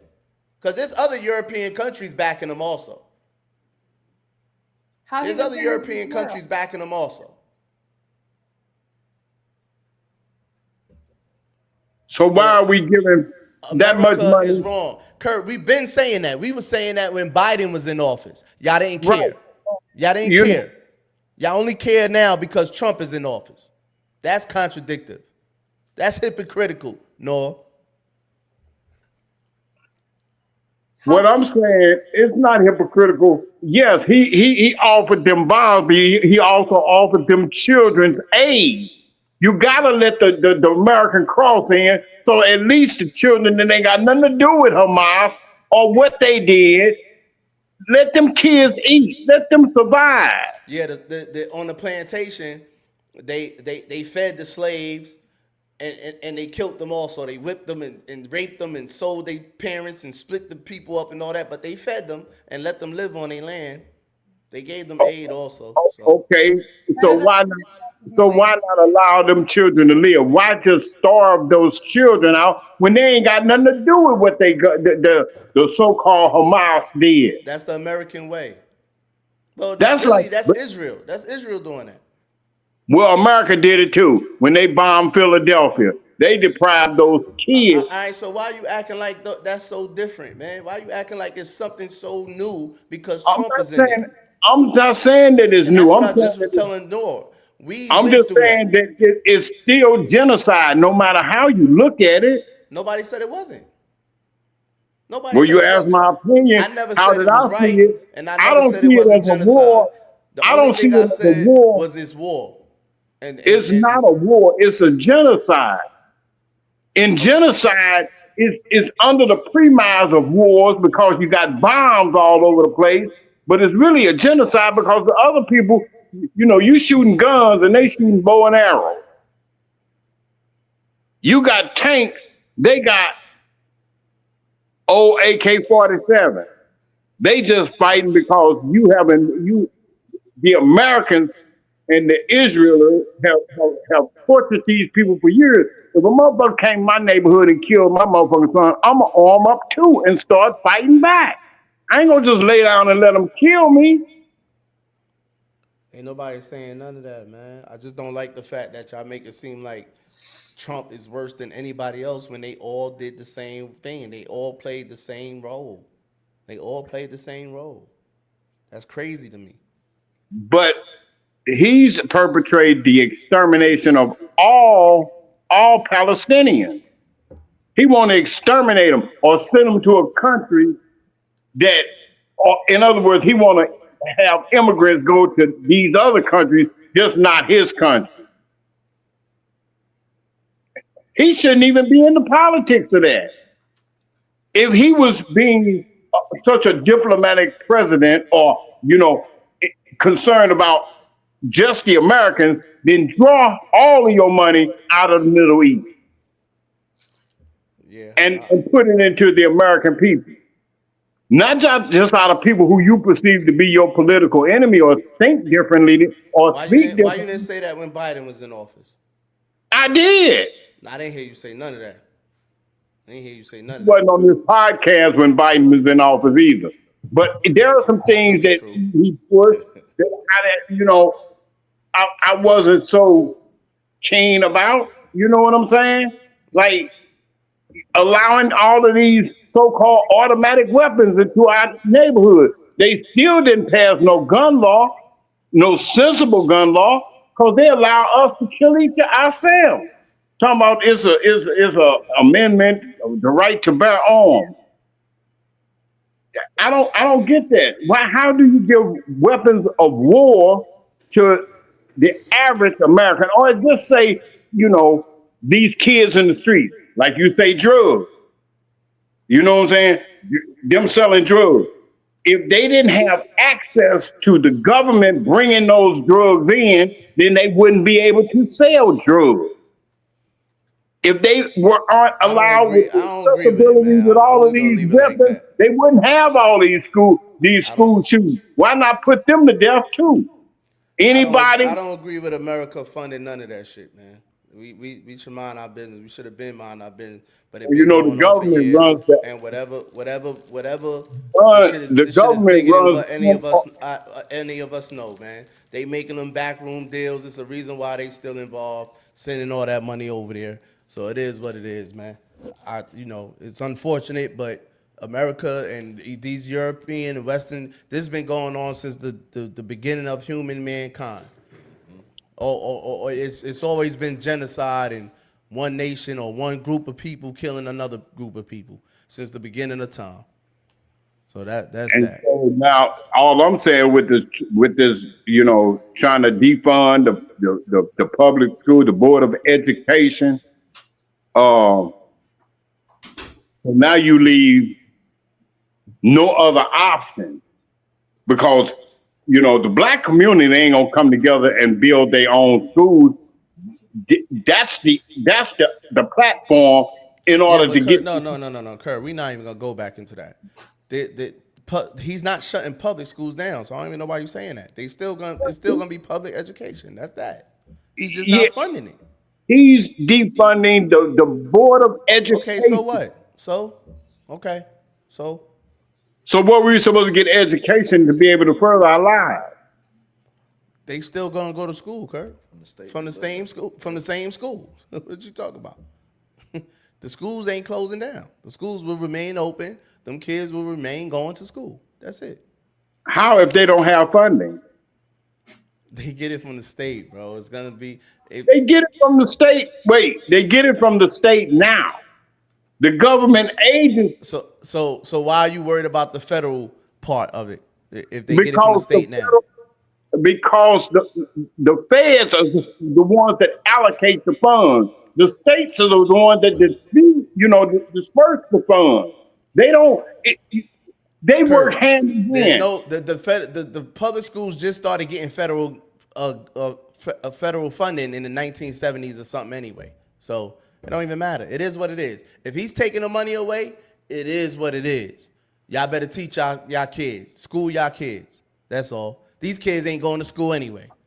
They ain't going to school anyway. So it is what it is. And then what platform do they have to get ahead? Where they going to get education? They better figure it out. You know what I mean? The education ain't been doing nothing all this time anyway. So then they must educate themselves in some kind of way, whether it comes from We had to us. educate ourselves before. We had to do that before. The Black Panthers did it. And fed the children. That's where free lunch and the free breakfast and all that come from, the Black Panthers. But we out, man. We getting up. No, you got a flight to catch, don't you? Yeah, in like 5 hours. Yeah. We up out of here, man. All right. You say you texted my number? Yeah. For the record, America is wrong, man.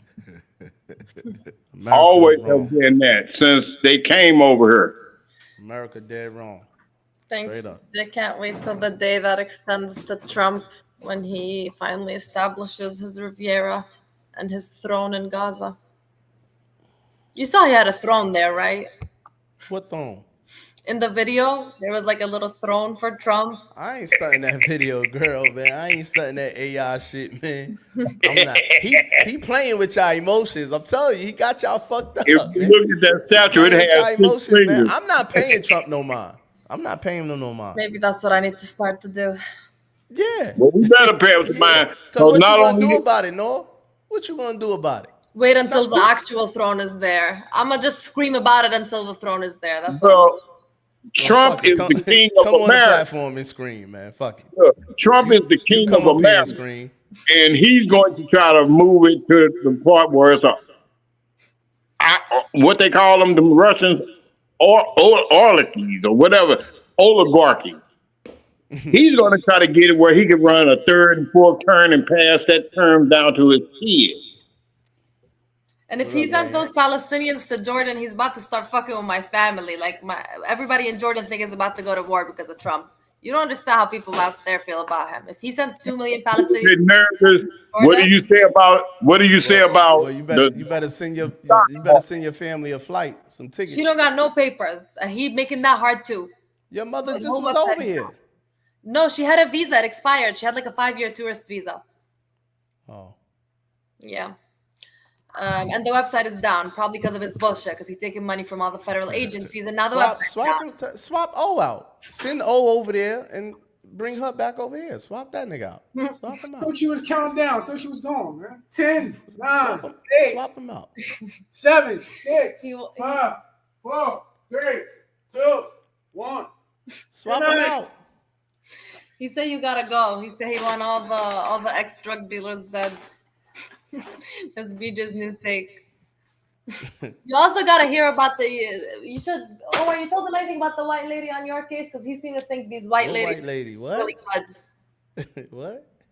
You heard about the white lady, the white judge on Omar's case? You need to ask him about that because you seem to think the white lady judges are really out here doing good things for the black community. Who said that? Ask him about it. Who? I'm gonna text you about it. You said I seem to think like. Yeah, you keep talking about your white lady judge that did all Yeah, that. for me. Yeah. I'm telling you, What the fuck is wrong with her? white lady judge, he did. Yes, Judge Judy looked out for me. I don't care about O. Well, I'm telling you, Judge Fuck. Judy only looked out for you. I don't care about him. I was talking about me. What are you talking about? I'm gonna end up reporting y'all, man. For real, y'all getting on my nerves with this shit. All right, All right, good Later, night, y'all. y'all. Appreciate y'all. Later. All right, peace out.